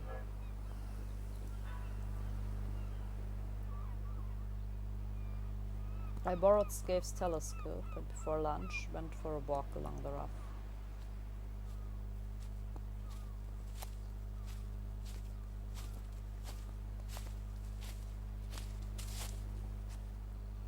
I kept well behind the rows of villas and found a good observation point on the edge of the golf course. Golf course. Nicht Golf. Es ist Golf der Sport, nicht Golf das Gewässer.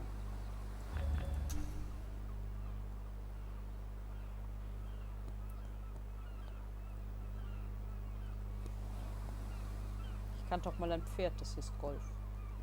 Golf, das Pferd? Golf, das Pferd. I observed someone leave the house and saunter along the cliff. I saw it was an old man, wearing white flannel trousers, a blue serge jacket and a straw hat. He carried field glasses and a newspaper.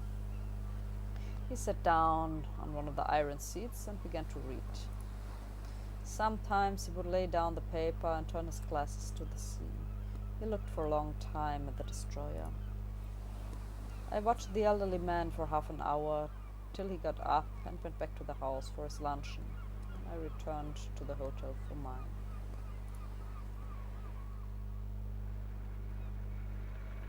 His decent commonplace dwelling was not what I had expected. The man might be the bald archaeologists of that horrible moorland farm, or he might not. He was exactly the kind of satisfied old bird you will find in every suburb and every holiday place. If you wanted a type of the perfectly harmless person, you would probably pitch on that.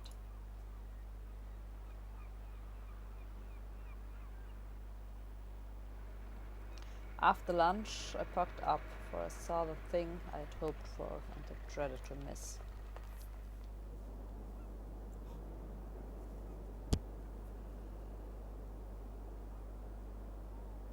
Ein Bötchen. Es leuchtet. Ja, ich hab's gesehen. Her name was the Ariadne. Scaife said she was a fast boat for her build, and that she was pretty heavily engineered. Scaife and I went down the harbour and hired a boatman for an afternoon's fishing. About 4 o'clock, I met the boatman rowers under the yacht, which lay like a delicate white bird ready at moment to flee. One of the men was polishing the brasswork. I spoke to him and got an answer in the soft dialect of Essex. Another hand that came along passed me the time of day in unmistakable English time. Our boatman had an argument with one of them about the weather, and for a few minutes we lay on our oars, close to the starboard bow. Then the men suddenly disregarded us and bent their heads to the work as an officer came along the deck. He was a pleasant, clean-looking young fellow, but he put questions to us about our fishing in a very good English. But there could be no doubt about him. His close cropped hat and the cut of his collar and tie never came out of England.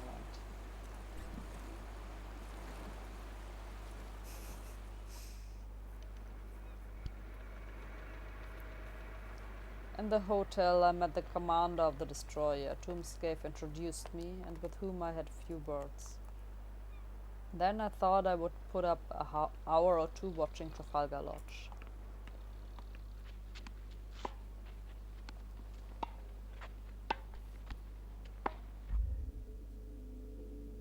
Er hat einen Tennisplatz in seinem Garten. Warum nicht? They played with tremendous zest, like two city gents who wanted hot exercise to open their pores. They shouted and laughed and stopped for drinks when a maid brought over 2 tankards on a salver. You couldn't conceive a more innocent spectacle. I rubbed my eyes and asked myself if I was not the most immortal fool on earth. Mystery and darkness had hung about the man who hunted me over the Scotch moor in an airplane and motor car, and notably about that infernal antiquarian. It was easy enough to connect those folk with a knife that been scattered to the floor and with fell designs on the world's peace. But here were 2 guileless citizens taking their innocuous exercise and soon about to go indoors for a humdrum dinner, where they would talk the market prices and the last cricket scores. The thing that worried me was the reflection that my enemies knew that I had gotten my knowledge from Skada, and that it was Skada who had given me the clue to this place. If they knew that Skada had this clue, would they not be certain to change their plans? I had talked confidently last night about Germans always sticking to a scheme, but if they had any suspicions that I was on their track, they would be fools not to cover it.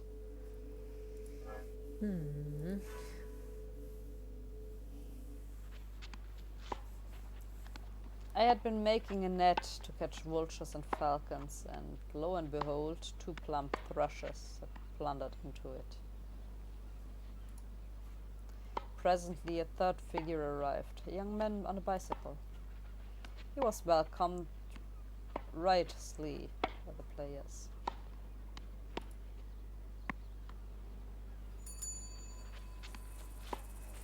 You all right there, Percy? Yes, you're looking a little hot under the collar. I've got into a proper lather. This'll bring down my weight and my handicap, Bob.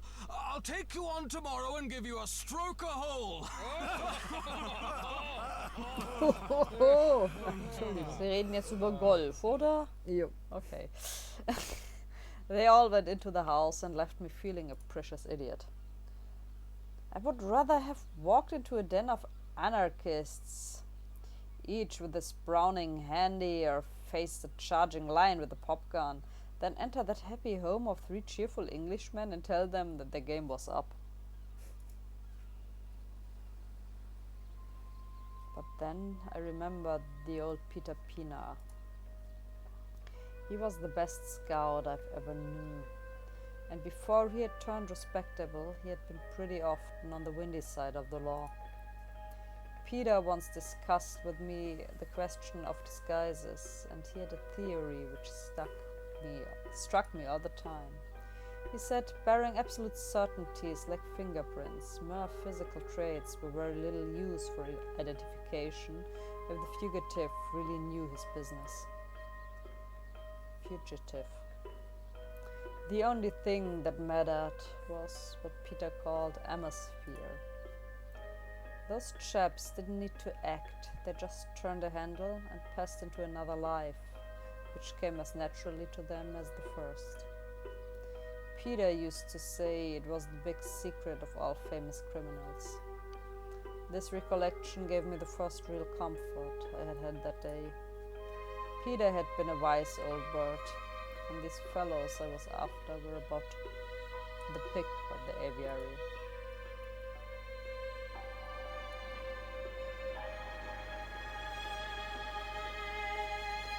It was now getting on for 8 o'clock, and I went back and saw Scave to give him his instructions. I arranged with him how to place this man, and then I went for a walk, but I didn't feel up to any dinner.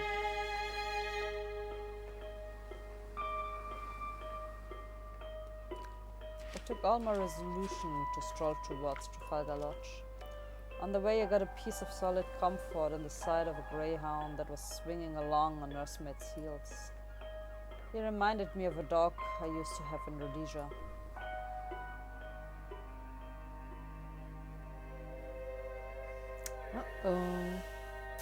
Letzte Kapitel. Could Hannah have got it all wrong? The final stand will reveal it all.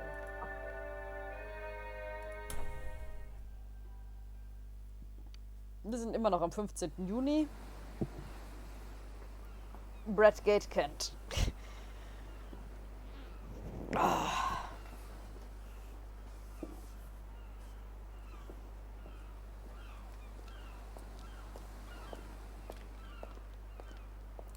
I arrived once again at Trafalgar Lodge. Scave's men would be posted by now, but there was no sign of a soul.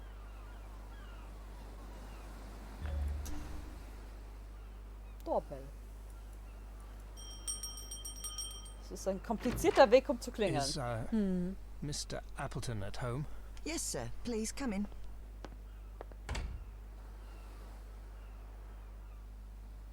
My plan had been to walk straight into the dining room and by a sudden appearance wake the man that start of recognition, which would confirm my theory. But when I found myself in that neat hall, the place mastered me. Who may I say is calling? Richard Hannay. If you could wait in the smoking room, I'll let Mr. Appleton know you're here.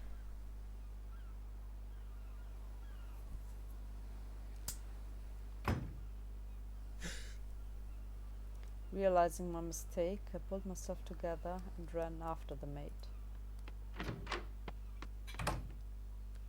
But it was too late.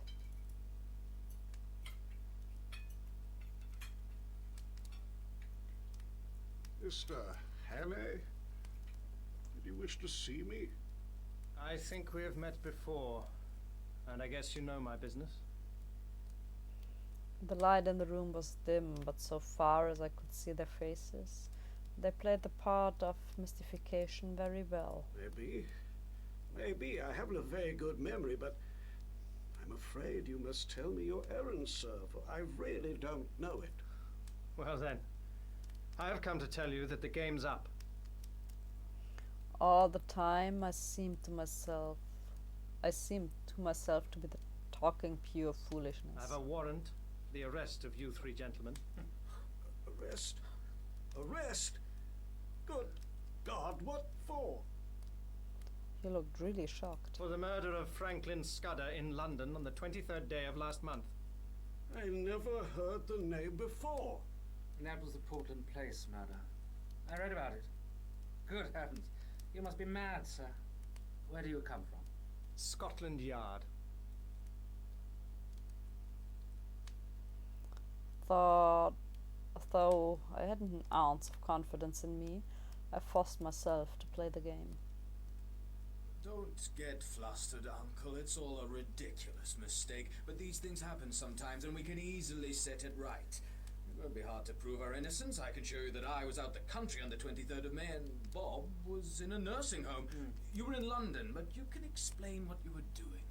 Right, Percy. Of course, that's easy enough. The 23rd. That was the day after Agatha's wedding. Let me see, what was I doing? Came Up in the morning from Woking and lunched at the club with Charlie Simons. Then, oh yes, I dined with the fishmongers. I remember for the punch didn't agree with me and I was seedy next morning. Hang it all, there's the cigar box I brought back from the dinner. After that, for a minute, there was utter silence. The old man was staring at his plate and fumbling with a nut, the very model of innocent bewilderment.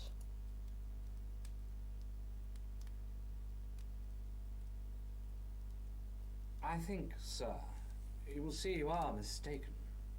We want to assist the law like all Englishmen, and we don't want Scotland Yard to be making fools of themselves. That so, Uncle? Certainly, Bob. The old fellow seemed to be recovering his voice. Certainly. We'll do anything in our power to assist the authorities, but this is a bit too much. I can't get over it. How Nellie will chuckle. She always said you would die of boredom because nothing ever happened to you. Now you've got it thick and strong. It couldn't be acting. It was too confoundedly genuine. By Joe, yes, just think of it. What a story to tell at the club. Really, Mr. Hannay, I suppose I should be angry to show my innocence, but it's too funny. I almost forgive you the fright you gave me. You looked so glum. I thought I might have been walking in my sleep and killing people.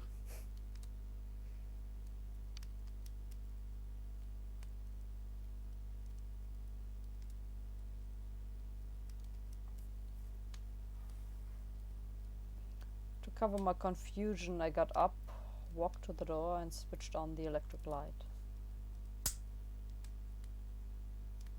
The sudden glare made them blink, and I stood scanning the three faces. I made nothing of it. One was old and bald. One was stout. One was dark and thin.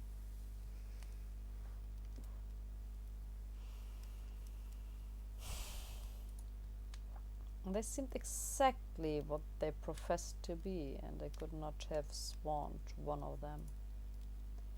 I could see nothing to connect them with the Moorland Desperados. Aber einer war alt mit einer Glatze, einer war untersetzt und einer ist dunkel und schlank.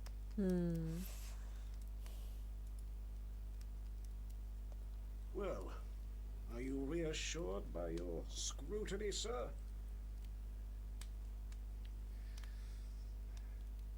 I couldn't find a word. I hope you'll find it consistent with your duty to drop this ridiculous business. I make no complaint, but you see how annoying it must be to respectable people. I shook my head. Oh, Lord.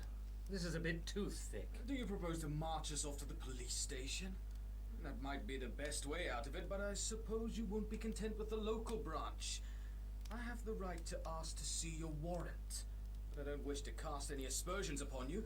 You're only doing your duty. But you'll admit, it's horribly awkward. What do you propose to do? For a moment, I was very near damning myself for a fool and asking their pardon. Meantime, I vote we have a game of bridge. It'll give Mr. Hannay time to think over things. And you know we've been wanting a fourth player. Do you play, sir? I accepted, as if it had been any ordinary invitation at the club. Yes. Yes, I play.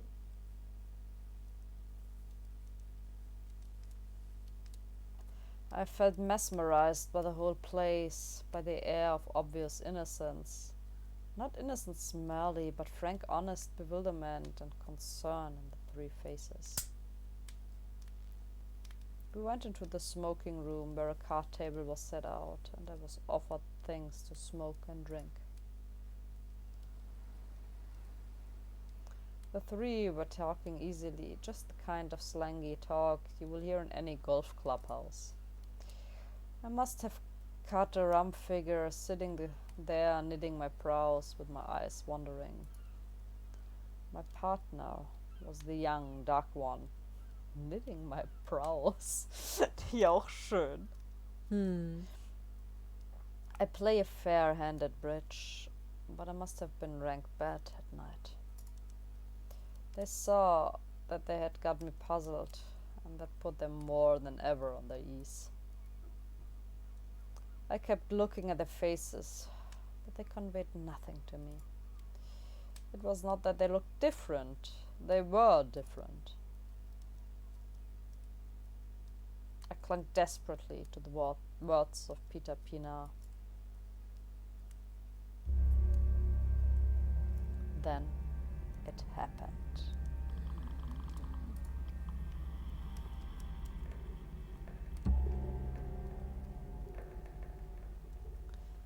It was the movement I remembered when I stood before him in the moorland farm, with the pistols of his servants behind me. Some shadow lifted from my brain, and I was looking at the three men with full and absolute recognition. The dark, lean man, he was the murderer. Now I saw cruelty and ruthlessness, where before I'd only seen good humor. His knife had skewered Skada to the floor, and his kind had put the bullet in Karolides. Sieht auf dem Bild schon so fies aus. Mhm. Oh Gott! Was ist mit seinem Kopf passiert? Keine Ahnung. Aber das ist nicht richtig. So sollte er nicht aussehen, glaube ich. Ja. Irgendwie. Irgendwas ist da. So zusammengeknautscht. Ja, also er sollte sich einen anderen Maler suchen. Der da hat das irgendwie nicht so mit Perspektive, glaube ich. Der malt wie ich. The plump man's features seemed to dislimn and form again as I looked at them.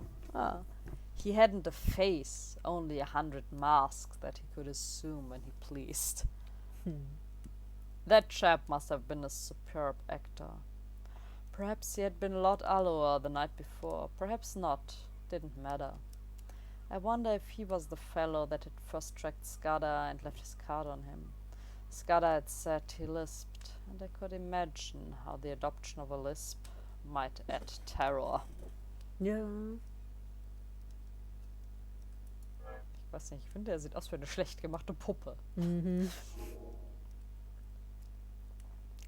He was the pick of the lot. He was the sheer brain, icy, cool, calculating, as ruthless as a steam hammer. Now that my eyes were opened, I wondered where I had seen the benevolence. His jaw was like chilled steel, and his eyes had the inhuman luminosity of a bird's. Er hat sehr dünne Lippen. Ja. I went on playing, and every second a greater hate welled up in my heart. Bob, look at the time. You'd better think about catching your train. Bob's got to go to town tonight. The voice rang now as false as hell. I looked at the clock, and it was nearly 10:30. I'm afraid he must put off his journey. Oh, damn. I thought you'd drop that rot. I simply got to go. You can have my address, and I'll give you any security you like. No, you must stay. I'll go bail for my nephew. That ought to content you, Mr. Hannay. As I glanced at him, his eyelids fell in that hawk-like hood which fear had stamped on my memory. A pair of strong arms gripped me around the waist, covering the pockets in which a man might be expected to carry a pistol. Get your hands off me! Schnell, Franz! Das Boot! Das Boot! Karl und Franz. Naja, es sind sehr deutsche Namen, das passt schon. Ja. I grappled the old chap, and the room seemed to fill with figures. I saw the plump one collared, but my eyes were all for the out of doors, where Franz sped on the over the road towards the railed entrance to the beach stairs. One man followed him, but he had no chance. I stood staring with my hands on the old boy's throat for such a time as a man might take to descend those steps to the sea. Suddenly my prisoner broke from me and flung himself on the wall.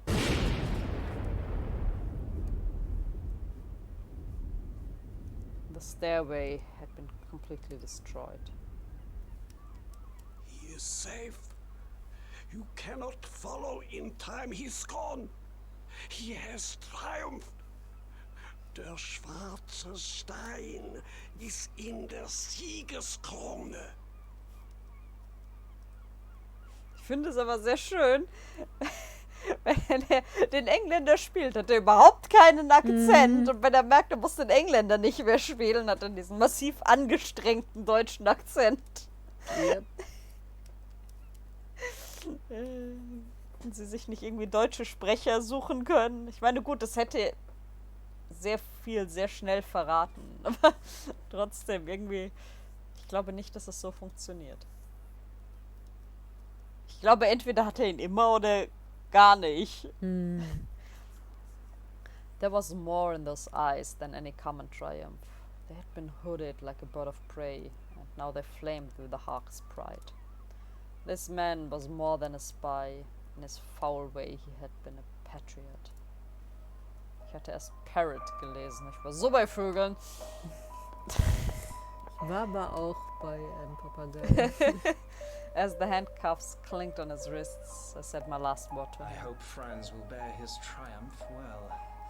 I ought to tell you that the Ariadne for the last hour has been in our hands.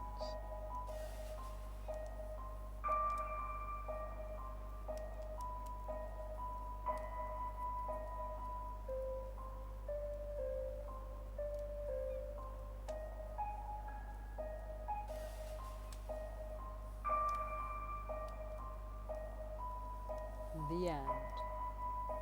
The end. Then. The end.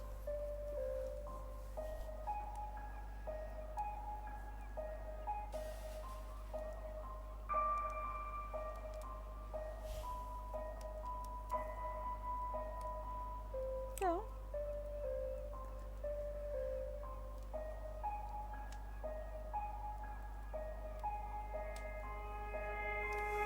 Nicht schlecht.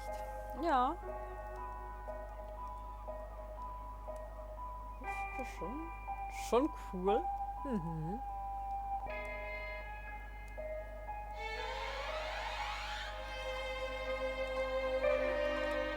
Und man hat nicht mitgekriegt, dass doch relativ viele Rollen, also relativ viele Leute 2 Rollen gesprochen haben. Mhm.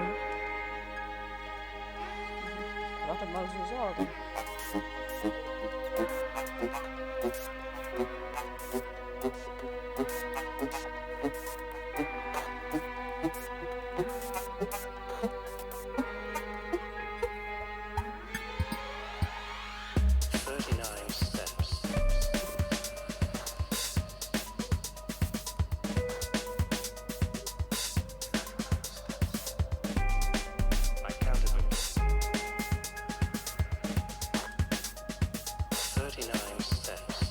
Ich möchte jetzt aber, dass Sie da bitte auch alle Stereotype rausnehmen. Weil dann existiert die Story nämlich nicht mehr. Ja. Aber ich finde das nicht gut, dass das im Vorfeld, naja, der Weltkriege oder im Umfeld der Weltkriege Deutsche so als die Bösen dargestellt werden. Das ist absolut, das geht gar nicht. Es ist nicht so, dass die alle so waren. Also nein. Gott, ich kann mich nicht mal künstlich darüber aufregen, wenn ich das möchte. Das ist zu dumm. Das ist absolut dumm. Wie können sich Leute ernsthaft über sowas aufregen? Keine Ahnung. Ich möchte das verstehen.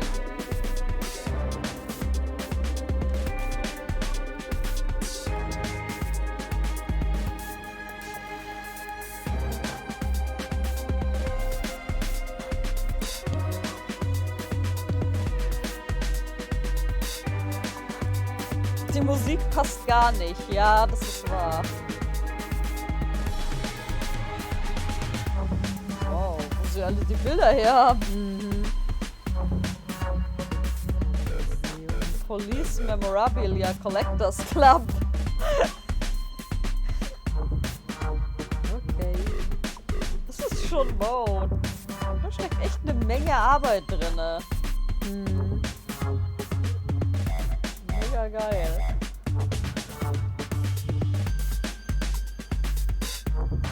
Wie gesagt, ich kannte die Filme. Es kann sein, dass ich zwar mal bei den Hitchcock-Filmen gestolpert bin. Also über den Titel, nicht über den Film selber. Aber ich hätte jetzt große Lust, das Buch zu lesen. Wobei auf der anderen Seite ich mir vorstellen kann, dass die nicht viel rausgelassen haben. Kann sein.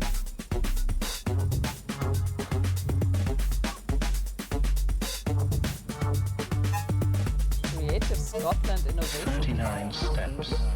I counted them.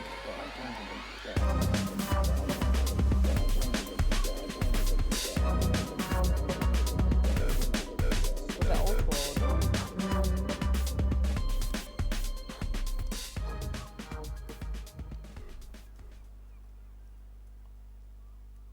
Wednesday, 4th of July, 1914.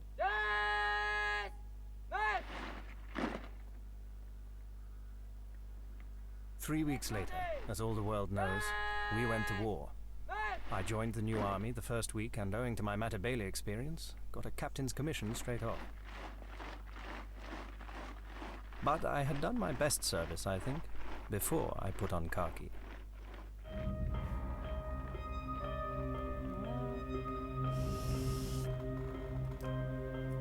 Nur zu dumm, dass sie es nicht verhindern konnten.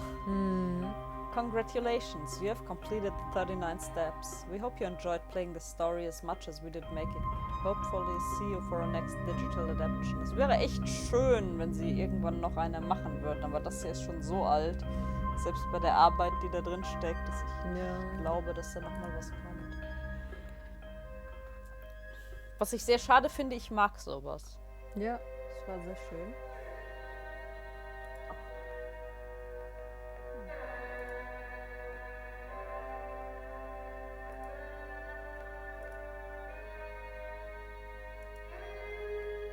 Wow, ein Telefon. Ja, er sieht auch so aus. Ja. Es gibt auch nur einen Typ für Scotland Yard Inspector. Ja. Ah, geil. Das ist Landtonight. Das ist explosiv. Ja.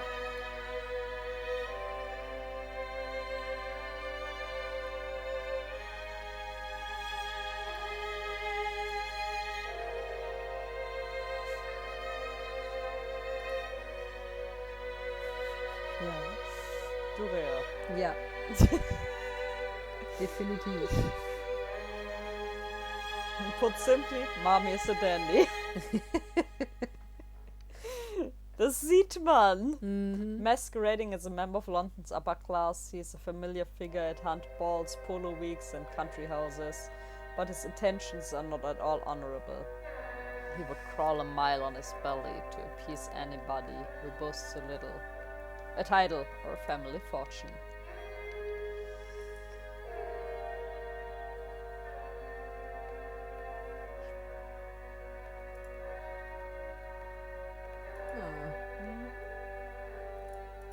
Er war nett.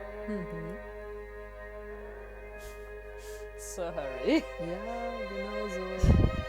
Schon. Naja, den Rest hatten wir schon gesehen.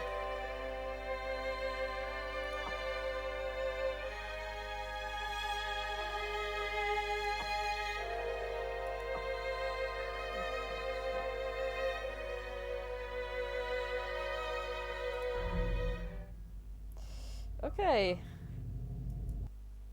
Das war The 39 Steps. Und 100%.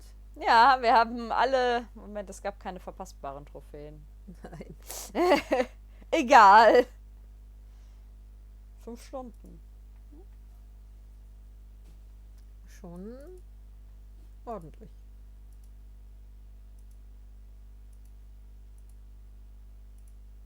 Warum möchtest du jetzt den nicht?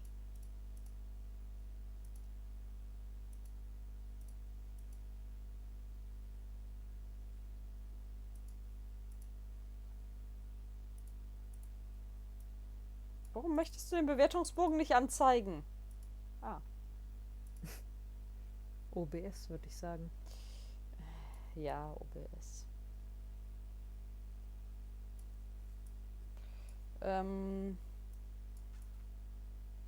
Ja. Bewertungsbogen und so. Bevor wir zur Bewertung streiten, nachdem wir vorhin schon ein paar alte Sachen neu bewertet haben, damit wir Samstag das Tierlist-Video machen können. Ich möchte mal sagen, wirf mal einen kurzen Blick auf Toonstruck. Wenn du da gerade einen Moment Augen für hast. 21 ist der Threshold für S-Rang.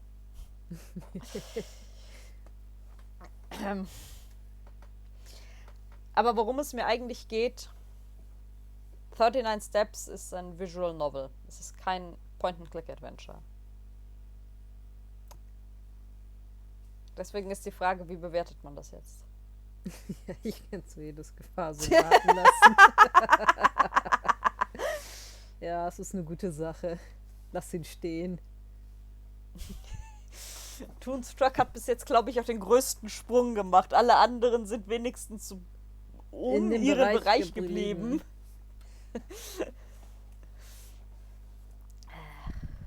Aber wir haben uns das nochmal durch den Kopf gehen lassen. Ja. Und eigentlich tendenziell würde ich fast überlegen, es noch höher zu werden. Aber gut, wir überlegen immer noch, wie wir mit Laufwegen, dass man Laufwege ein bisschen ein konsistenteres Ergebnis bekommt. Weil ich weiß nicht, was eine glatte positive 5 in Laufwegen sein sollte. Ich kann mir vorstellen, was eine minus 5 in Laufwegen ist, aber irgendwie so der positive weiß ich halt noch nicht. Aber ja, trotzdem, ein Visual Novel ist kein Point-and-Click-Adventure. Es gibt keine Rätsel. Ist die Frage, machen wir eine eigene Kategorie?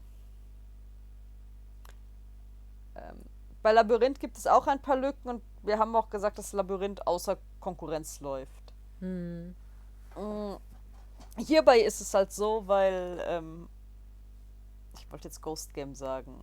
Digimon Survive ist auch ein Visual Novel und wir haben noch andere Spiele, die auch Visual Novels sind, die jetzt untereinander vergleichbar wären. Wieder.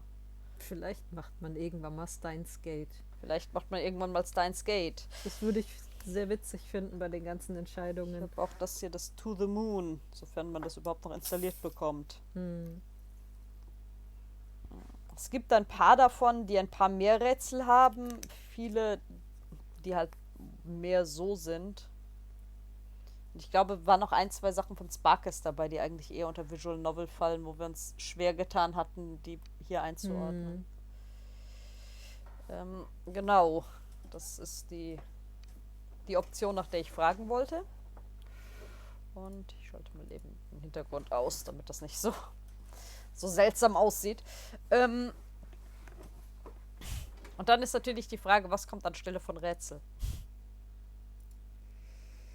Ich meine, da muss man echt viel Wert auf die Story legen. Weil es ist ein Novel. Es macht den größten Part aus. Das ist schon wahr.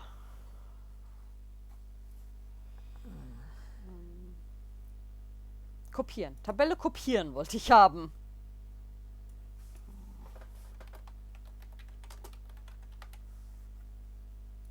Erzählstil.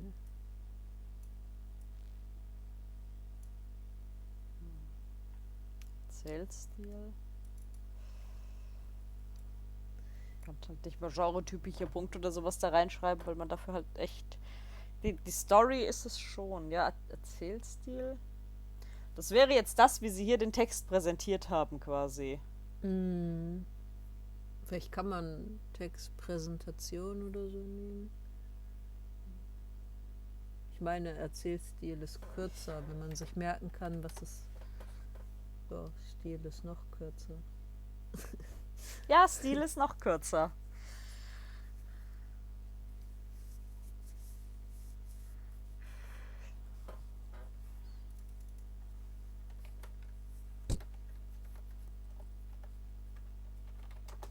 Ach, was machst du denn da? Ah.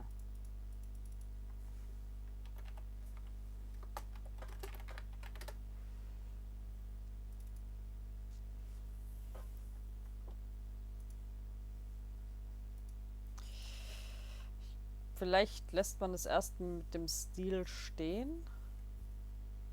Einfach mal eine Notiz daneben hin machen.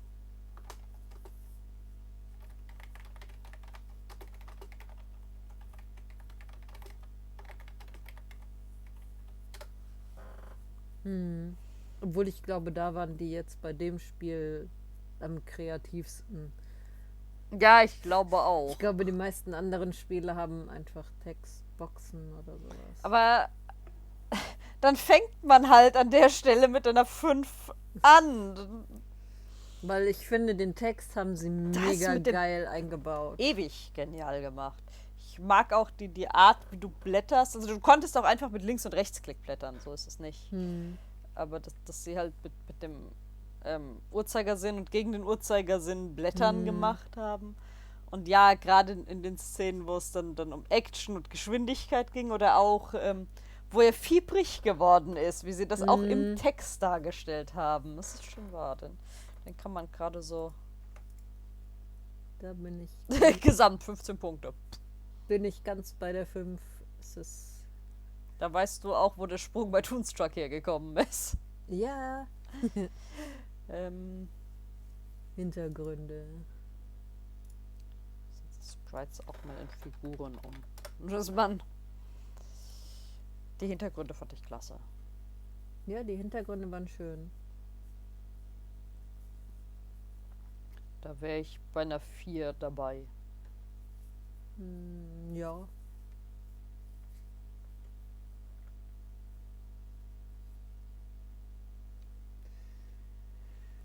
Figuren. Figuren ist halt schwierig, dadurch, dass du die meiste Zeit eigentlich nur die Schemen hattest. Die Schemen waren sehr gut gemacht.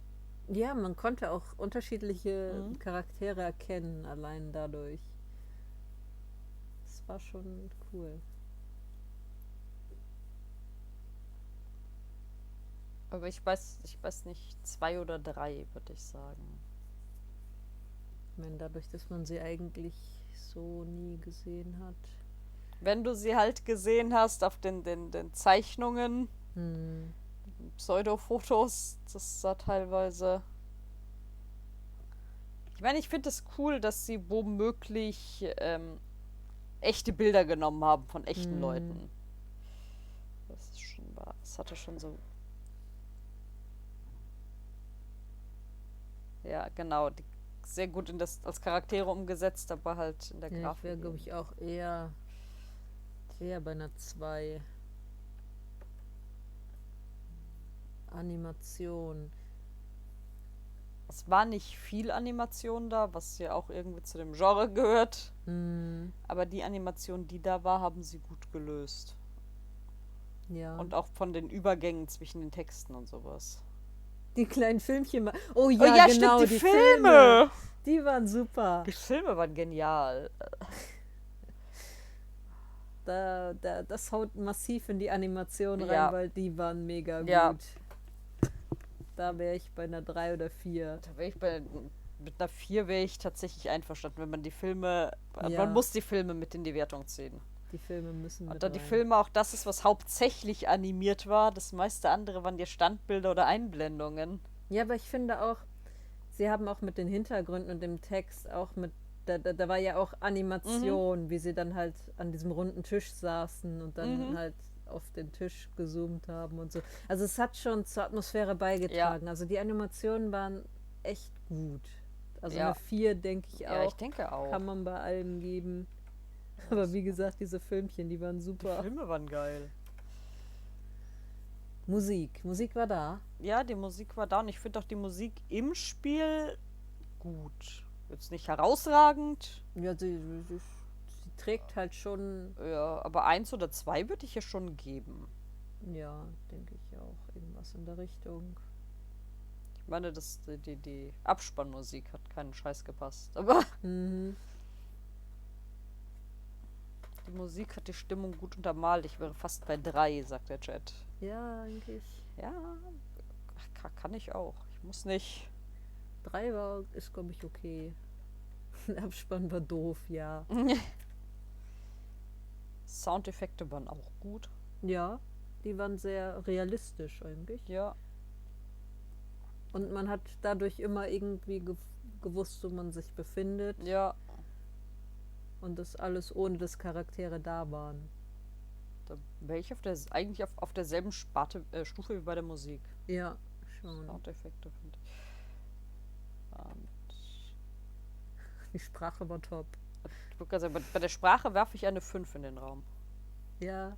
Ich war erstaunt, in dem Abspann zu sehen, wie viele Leute mehrere Rollen gesprochen haben, was überhaupt nicht aufgefallen ist. Dann die Tatsache allein für den Gedanken, dass sie in Schottland auch wirklich Sprecher hatten, die schottischen Dialekt gesprochen haben. Wenn sie Deutsch gesprochen haben, haben sie sich massiv Mühe gegeben. Sie haben sich massiv Mühe gegeben, im Englischen einen deutschen Akzent reinzubringen. Ja, sie haben da echt ordentlich Arbeit drin. Da bin ich auch. Das war top.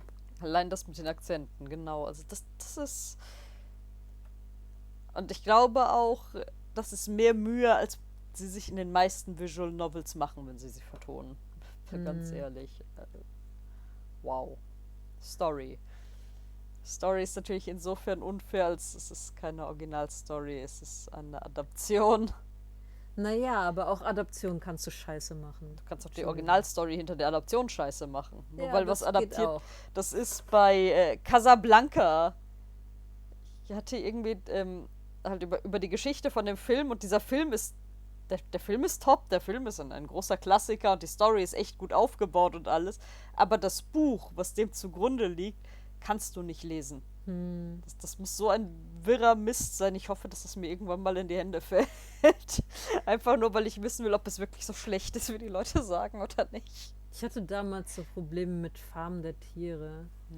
Ich hatte mich eigentlich gefreut, weil ich mochte den Film. Den fand ich richtig gut. Und dann hatte ich das Buch in Händen und ich konnte überhaupt nichts damit anfangen, weil es war halt alles auch eher so in Dialogform gepackt. Und ich konnte das nicht lesen. Aber den Film fand ich mega gut. Da hat alles so super schön gepasst und war auch aussagekräftig. Und in dem Buch war irgendwie, weiß ich nicht, keine Ahnung, ob sich das ändert, wenn ich es heute nochmal lesen würde. Aber damals, nee, absolut nicht. Konnte ich nichts mit anfangen. Aber soweit möchte ich sagen, Handlung war... Die war sehr gut, ja. Was mir gerade einfällt, was man vielleicht machen könnte, weil ich gerade bei dem Immersionspart, durch das Format fallen die Laufwege komplett weg. Ja. Und dann hätte Immersion eigentlich nur noch 2 Punkte. Ja. Und ob man nicht anstatt einen genrespezifischen Teil macht, nicht den Immersionspart einfach anders wertet. Ich muss es nochmal durchrechnen, das ist ungefähr vergleichbar auch mit den anderen Sachen. Ich meine, hauptsächlich muss es nur vergleichbar im eigenen Genre sein, natürlich. Aber wenn man wirklich später alle Sachen irgendwie bewerten will in einem klassischen System, muss es ja auch untereinander ein bisschen vergleichbar sein, dass man das nochmal durchrechnet. Die Laufwege ist ja eigentlich was nicht existiert in dem Genre. Ja. Aber egal, Handlung. Ja, Handlung war super. In Zahlen. Super in Zahlen. Super in Zahlen. Super in Zahlen ist nicht... Irgendwo zwischen 4 und 5. Irgendwo zwischen 4 und 5, okay. Bin ich auch mit einverstanden. Du bist doch sonst auch nicht so, ja? Ich bin nicht so, aber ich weiß nicht, ob ich die Handlung beurteilen kann, weil ich hatte mein Aha-Erlebnis gegen Ende und das allein ist schon... Ich verstehe. Ich bin von der Handlung gerade begeistert. Was sagt der Chat? Ich bin von der Handlung gerade bei einer 6. Aber 6 haben wir nicht. ja, 6 haben wir nicht. Ich möchte heute allem eine positive 6 geben. Jeder hat eine 6 verdient. Eine positive.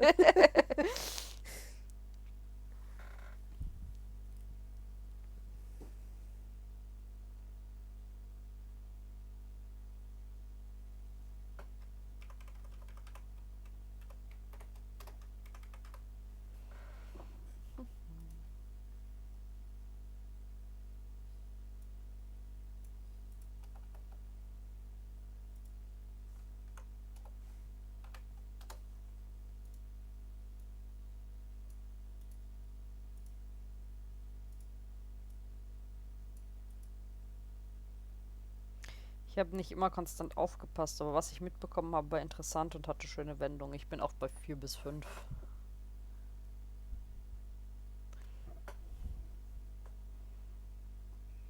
Dann geben wir doch eine 5. Dann geben wir eine 5. Figuren. Die sehe ich auch irgendwo eigentlich bei 3 bis 4. Das Einzige, was ein bisschen schwach war, waren die Gegner, finde ich. So diese 3 Deutschen. Aber ich finde das im Kontext von der Story nachvollziehbar. Weil ich meine, er hat sie 2-mal getroffen. Ja. Und eigentlich beim ersten Mal war er auch nicht in einer Situation, dass er irgendwie, naja, seinen Gegner charakterisieren kann oder so. Und die anderen Figuren waren eigentlich, mir tut immer noch der arme Milchmann leid. Ja. Bleib mal hier, warte mal. 10 Minuten. Oh, der arme Junge, ey. Und ich finde das geil, dass er diesen Marmaduke eingebaut hat. Eigentlich nur für eine kleine Komplikation am Ende. Dieser Charakter hätte nicht da sein müssen. Aber dafür hat er ihm erstaunlich viel Charakter gegeben. Ich meine, auch ein bisschen Stereotyp, aber für die Rolle ist das nicht schlimm. Ja.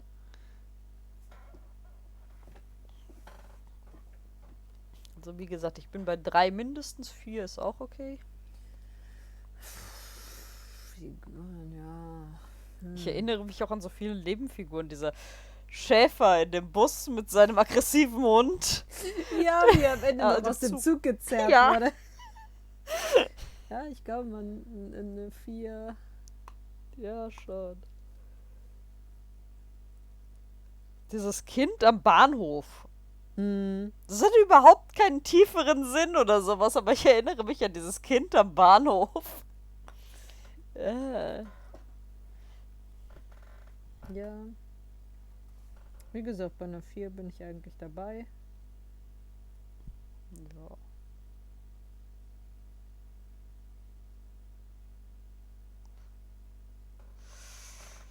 Verbandes. Wenn jetzt keine großen Einwände mehr kommen.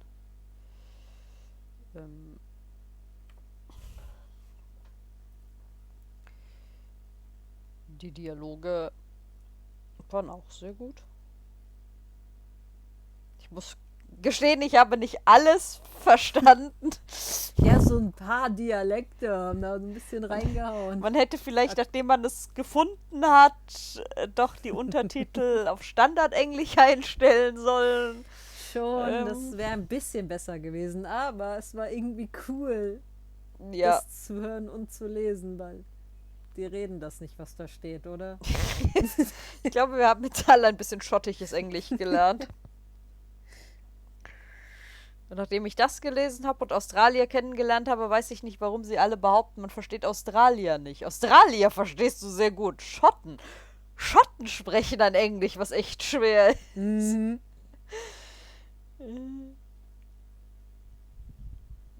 Aber ja, so grundsätzlich. Ich meine, die Dialoge würde ich nicht so hoch bewerten wie die Handlung und die Figuren. Ich wäre bei einer 3 dabei.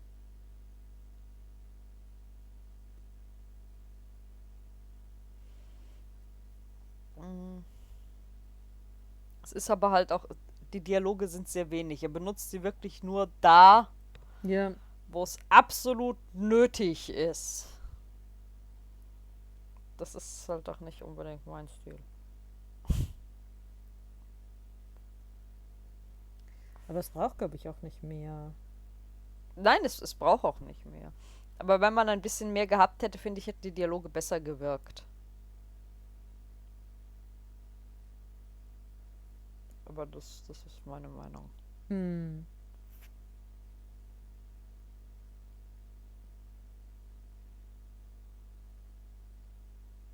Ich meine, wenn du jetzt sagst, du willst eine 4 haben und der Chat sagt, er will eine 4 haben, dann gut. Könnt ihr auch eure 4 haben? Ich meine, ich nehme auch eine 3. Bei den Figuren haben wir eine 4. Wir haben in der Handlung eine 5. Wenn da eine 3 kommt, wird es ihm auch nicht wehtun.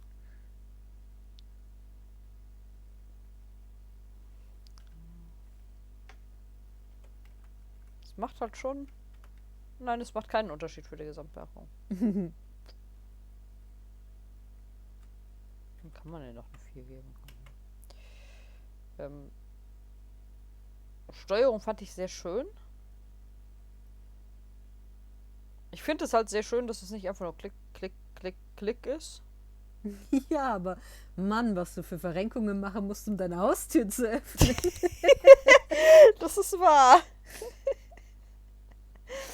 Bei ein paar Dingen hätten sie ein bisschen weniger viel machen müssen. Ich habe jetzt halt keinen Vergleich unbedingt. Der einzige andere Visual Novel und die einzigen anderen Visual Novels, die ich gespielt habe, waren Ende und Absolute Obedience. Und die sind Klick, Klick, Klick, Klick. Ja. Und das ist halt das, was man bei den meisten hat. Ja. Ich kann mir aber vorstellen, wie gesagt, das finde ich halt cool. Ich wäre da auch schon wieder in so einem hohen Bereich eigentlich. Ich würde nicht unbedingt eine 5 geben wollen, weil ich zu wenig Ahnung habe, was man noch machen könnte. Aber eine 4 wäre... 4 wäre, glaube ich, okay. Weil alle Visual Novels, die ich so kenne, Novel Games und so ein Kram, ich habe ja einige gespielt, weil ich das Genre eigentlich voll cool finde. Und das ist eigentlich meistens nur, naja, du klickst dich durch den Text. Und die haben es halt schon interaktiver gemacht. Und das finde ich halt eigentlich cool. Ja. Wie gesagt, meine Erfahrung ist nicht so viel, aber ich kenne eigentlich auch nur Klick, Klick, Klick.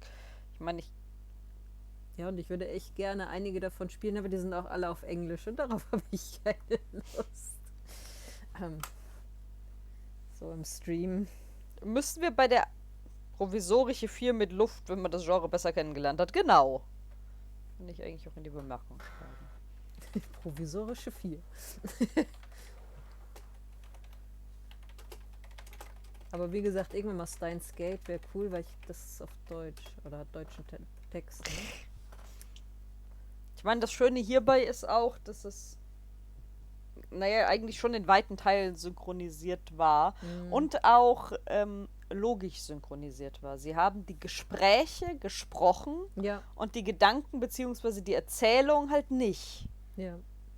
Das ergibt für mich vom Design her sehr viel Sinn, wie sie das gemacht haben. Das gefällt mir sehr gut. Muss ich bei der Atmosphäre fragen? Nein. Oh, gut. Da waren wir uns alle irgendwie von Anfang an einig. Die Atmosphäre war sehr schön. Ja, die Atmosphäre haben sie genial gemacht. Spaß? Hatte Spaß gemacht? Nee. Ich glaube nicht. Ah, eine -6. Also ich hatte mich eigentlich immer darauf gefreut, weiterzuspielen. Ja, ich war auch sehr gespannt. Das Einzige, was für mich irgendwie, oder was ich so generell blöd fand, ist halt, dass komplett englischer Text war, aber egal. Es passt zur Atmosphäre, weil es spielt nun mal da. Ja. Aber ansonsten... Ich habe schon mal erwähnt, dass ich unbedingt das hier auch kodieren muss, dass er das automatisch einfärbt. Okay, dann, ich habe jetzt hinten noch keine Punkteliste gemacht. Fesseln ist wohl das bessere Wort für ein Novel. Ja, fesseln, das ist wahr. Musst du ändern von Spaß in spannend. Spannung. Oder sowas. Fesseln. Spannung, Spiel und Kinderschokolade. Ja, Spiel, Spaß. Jetzt steht da... Anu! Hallo, Anu! Das Feld ist zu klein. So, Spannung. Ich meine, das rutscht eh wieder zusammen, wenn ich Laufwege rausnehme. Hm. Also aktuell steigt es im S-Rang ein, in einem sehr hohen S-Rang. 26 von 30 möglichen. Wie gesagt, ich muss hier Also wahrscheinlich... bei den Point-and-Clicks würde es über Toonstrucks stehen. Ja. Ein Punkt. Aber bei den Point-and-Clicks würden ihm auch 15 Punkte fehlen, weil es keine Rätsel hat. Ja. Ich meine, dann wäre es immer noch mit 11 Punkten recht gut dabei. Mhm.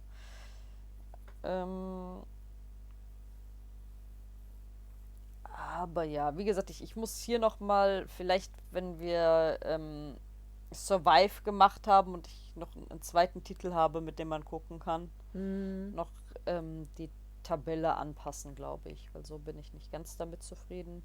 Ich meine, Survive wird ja auch noch ein bisschen was anderes, weil da sind ja auch Tactics-Elemente mit drin. Ja, aber ich meine, du hast hier Visual Novel, ich denke, dass wir die Dating-Simulation rausnehmen, dass wir die da mit reinarbeiten, weil die sind ja eigentlich auch Visual Novels mit Sonderkonditionen.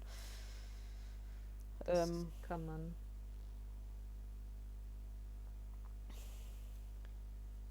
Ich denke, das passt dann ganz gut. Aber dass man ein bisschen was hat, noch ein bisschen andere Blickwinkel da drauf, dann kann man vielleicht die Tabelle auch ein bisschen klüger einrichten. Ich meine, ich werde keine großen Veränderungen mehr machen, weil das, was da steht, im Endeffekt die Grundpunkte sind, nach denen wir bewerten. Aber ja, das war 39 Steps. Was kommt als nächstes? Was kommt als nächstes? Ja, das will ich gerade nachgucken, was als nächstes kommt. Als nächstes gehen wir wieder auf die Funny-Seite. Ich habe jetzt schon Angst. Wir haben irgendwie immer nur Pech mit Funny. Zu Annas Quest. Das habe ich mal angefangen. Okay. Das sieht zumindest ganz niedlich aus. Ja, ich weiß noch nicht, ob es auf Funny wirklich... Das weiß ich nicht. Ich habe mich auf anderes. Sieht eigentlich nicht unbedingt danach aus. Nein, es sieht an das, was ich so mitgekriegt habe, ich bin nicht sonderlich weit. Aber ich glaube, es soll halt Dark Humor sein. Kann ich mich nicht mehr dran erinnern. Aber ja. Das wäre jetzt das nächste, was da drauf steht. Alternativ, wenn wir sagen, wir lösen die Trennung zwischen Ernst und Funny auf, was wir ja auch überlegt hatten, allein weil ich bei Ernst 53 Spiele in der Liste habe und bei Funny 28, dann wäre das nächste dann wäre das nächste Absent. Ich wollte gerade sagen, auch anders Quest. Aber Absent und Amazon kommen im Alphabet noch vor Anna.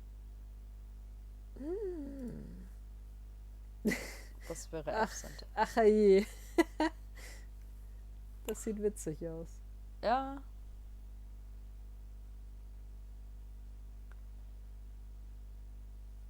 Das sieht aus wie etwas, das ich gemalt habe. Nur ein bisschen hübscher.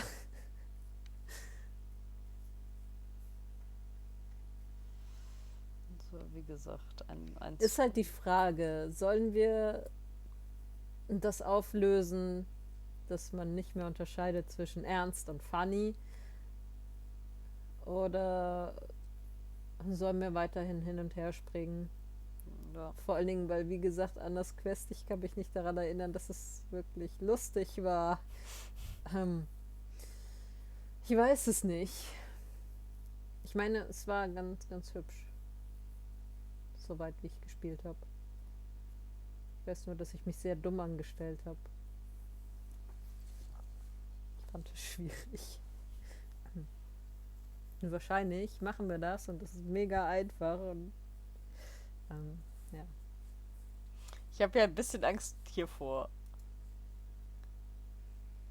Ich freue mich mega darauf, wenn Runaway dran ist, aber ich habe mega Angst davor, weil das auch so was aus dieser Renaissance der Adventure-Spiele ist. Und ich habe das als einen ganz großartigen Vertreter seines Genres im Kopf, so wie Black Mirror und Still Life. Ja. Der Chat meint, der Wechsel hat sich bisher nicht als sinnvoll erwiesen. Okay. Spaß haben wollen, finden wir genug Zweideutigkeit. Das ist schon wahr. Okay, weil dann löse ich das auf und dann mache ich einfach einen großen Block, der Adventure heißt, und dann wäre das nächste Absent. Aber ich freue mich auf The Cave. Irgendwo hatte ich das gerade gesehen. Ja, The Cave habe ich auch unter Funny stehen und ja, das Spiel war auch eine Nummer. I'm a talking cave. Oh, ich liebe dieses Spiel. Ich habe es auf 100%. Ich weiß nur nicht, wie man bei The Cave am klügsten durchgeht, wenn wir da angekommen sind. Ja, obwohl du... Ja, ich weiß auch nicht. Das müsste man schon, glaube ich, ein bisschen mit dem Plan machen, wenn man das wirklich komplett durchspielen will mit allen Kombinationen, die gehen. Wenn man sagt, man macht einfach nur einen Durchlauf mit einer Gruppe, dann ist es egal. Aber die Zwillinge müssen dabei sein. Die Zwillinge sind so übel, die sind so dark. Es ist so geil. Und die Archäologin, die war, glaube ich, auch nicht schlecht. Die Story von denen. Eigentlich sind sie alle voll gut. Das ist so dark, aber so witzig. Kann man das nicht auch zu zweit? Ich glaube. Ich meine, dass man das zu zweit machen kann. Weil es sind mehrere, also du spielst halt mehrere von diesen Leuten, die in die Höhle gehen. Und du musst halt auch zusammenarbeiten. Also dass die einzelnen Figuren zusammenarbeiten. Also glaube ich schon, dass man... Ich meine auch, dass es zu zweit geht. Muss man mal gucken. Ich meine bis... Ich weiß nicht, ob du dann... Aber du gehst ja nach der Reihenfolge von Steam. Also ich gehe nach der Reihenfolge von Steam. Muss man eine Weile warten. Aber nach der Reihenfolge von Steam ist The Cave unter C. Na Gott sei Dank. Da muss man vielleicht nicht so lange warten. Ich weiß nicht mehr, wie Steam das listet. Steam listet es wie eine Bibliothek. Normalerweise. Normalerweise sind Artikel nicht Teil des Titels. Das ist halt die Frage, ist das eine Einstellung von Steam, der das automatisch macht? Oder ist es eine Einstellung, die Leute, die das Spiel gemacht haben, tätigen müssen, damit es ordentlich angezeigt wird? Das weiß ich halt nicht, aber... Das würde mich interessieren. Eigentlich ist es bei den Adventures, die ich habe, relativ konsistent. Und wenn wir bei Captain Morgan and the Golden Turtle sind... oh mein Gott. Davor müssen wir So Blonde spielen. Deswegen ist die Frage, ist Captain Morgan and the Golden Turtle dann C oder S? S. So Blonde ist auch so geil. Dieses Spiel liebe ich auch. Und die PC-Version habe ich noch nicht gespielt. Ich kenne nur die auf dem DS.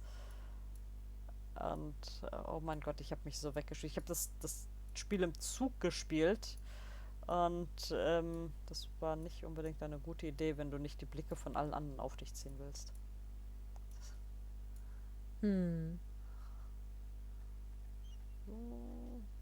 81, ja. Lange Liste. Ja. Jetzt haben wir eine lange Liste anstatt zwei, nicht. Also einer kurzen und einer langen. Okay. Gut, dann geht es nächste Woche weiter. Nächste Woche ist Ostersonntag. Ich glaube, es geht das übernächste Woche weiter. Meinst du? Ich weiß es nicht. Chat? Stimmt, wie sieht es aus? In der Osterferienzeit, Woche. Nee, es sind mehrere Wochen, glaube ich. Es sind mehrere Wochen, aber hauptsächlich geht es um den Feiertag. Nein, aber wenn du generell sagst, weil ich glaube nicht, dass wir großartig irgendwas machen, oder? Nein, jetzt nicht, zu dass Ostern. es irgendwie...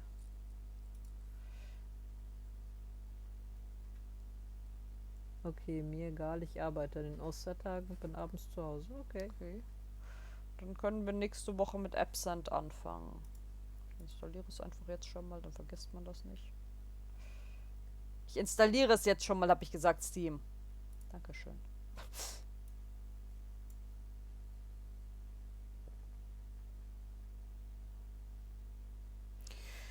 Okay, dann gute Nacht. Ja, dann sind wir fertig. Dann gute Nacht. Und bis dahin.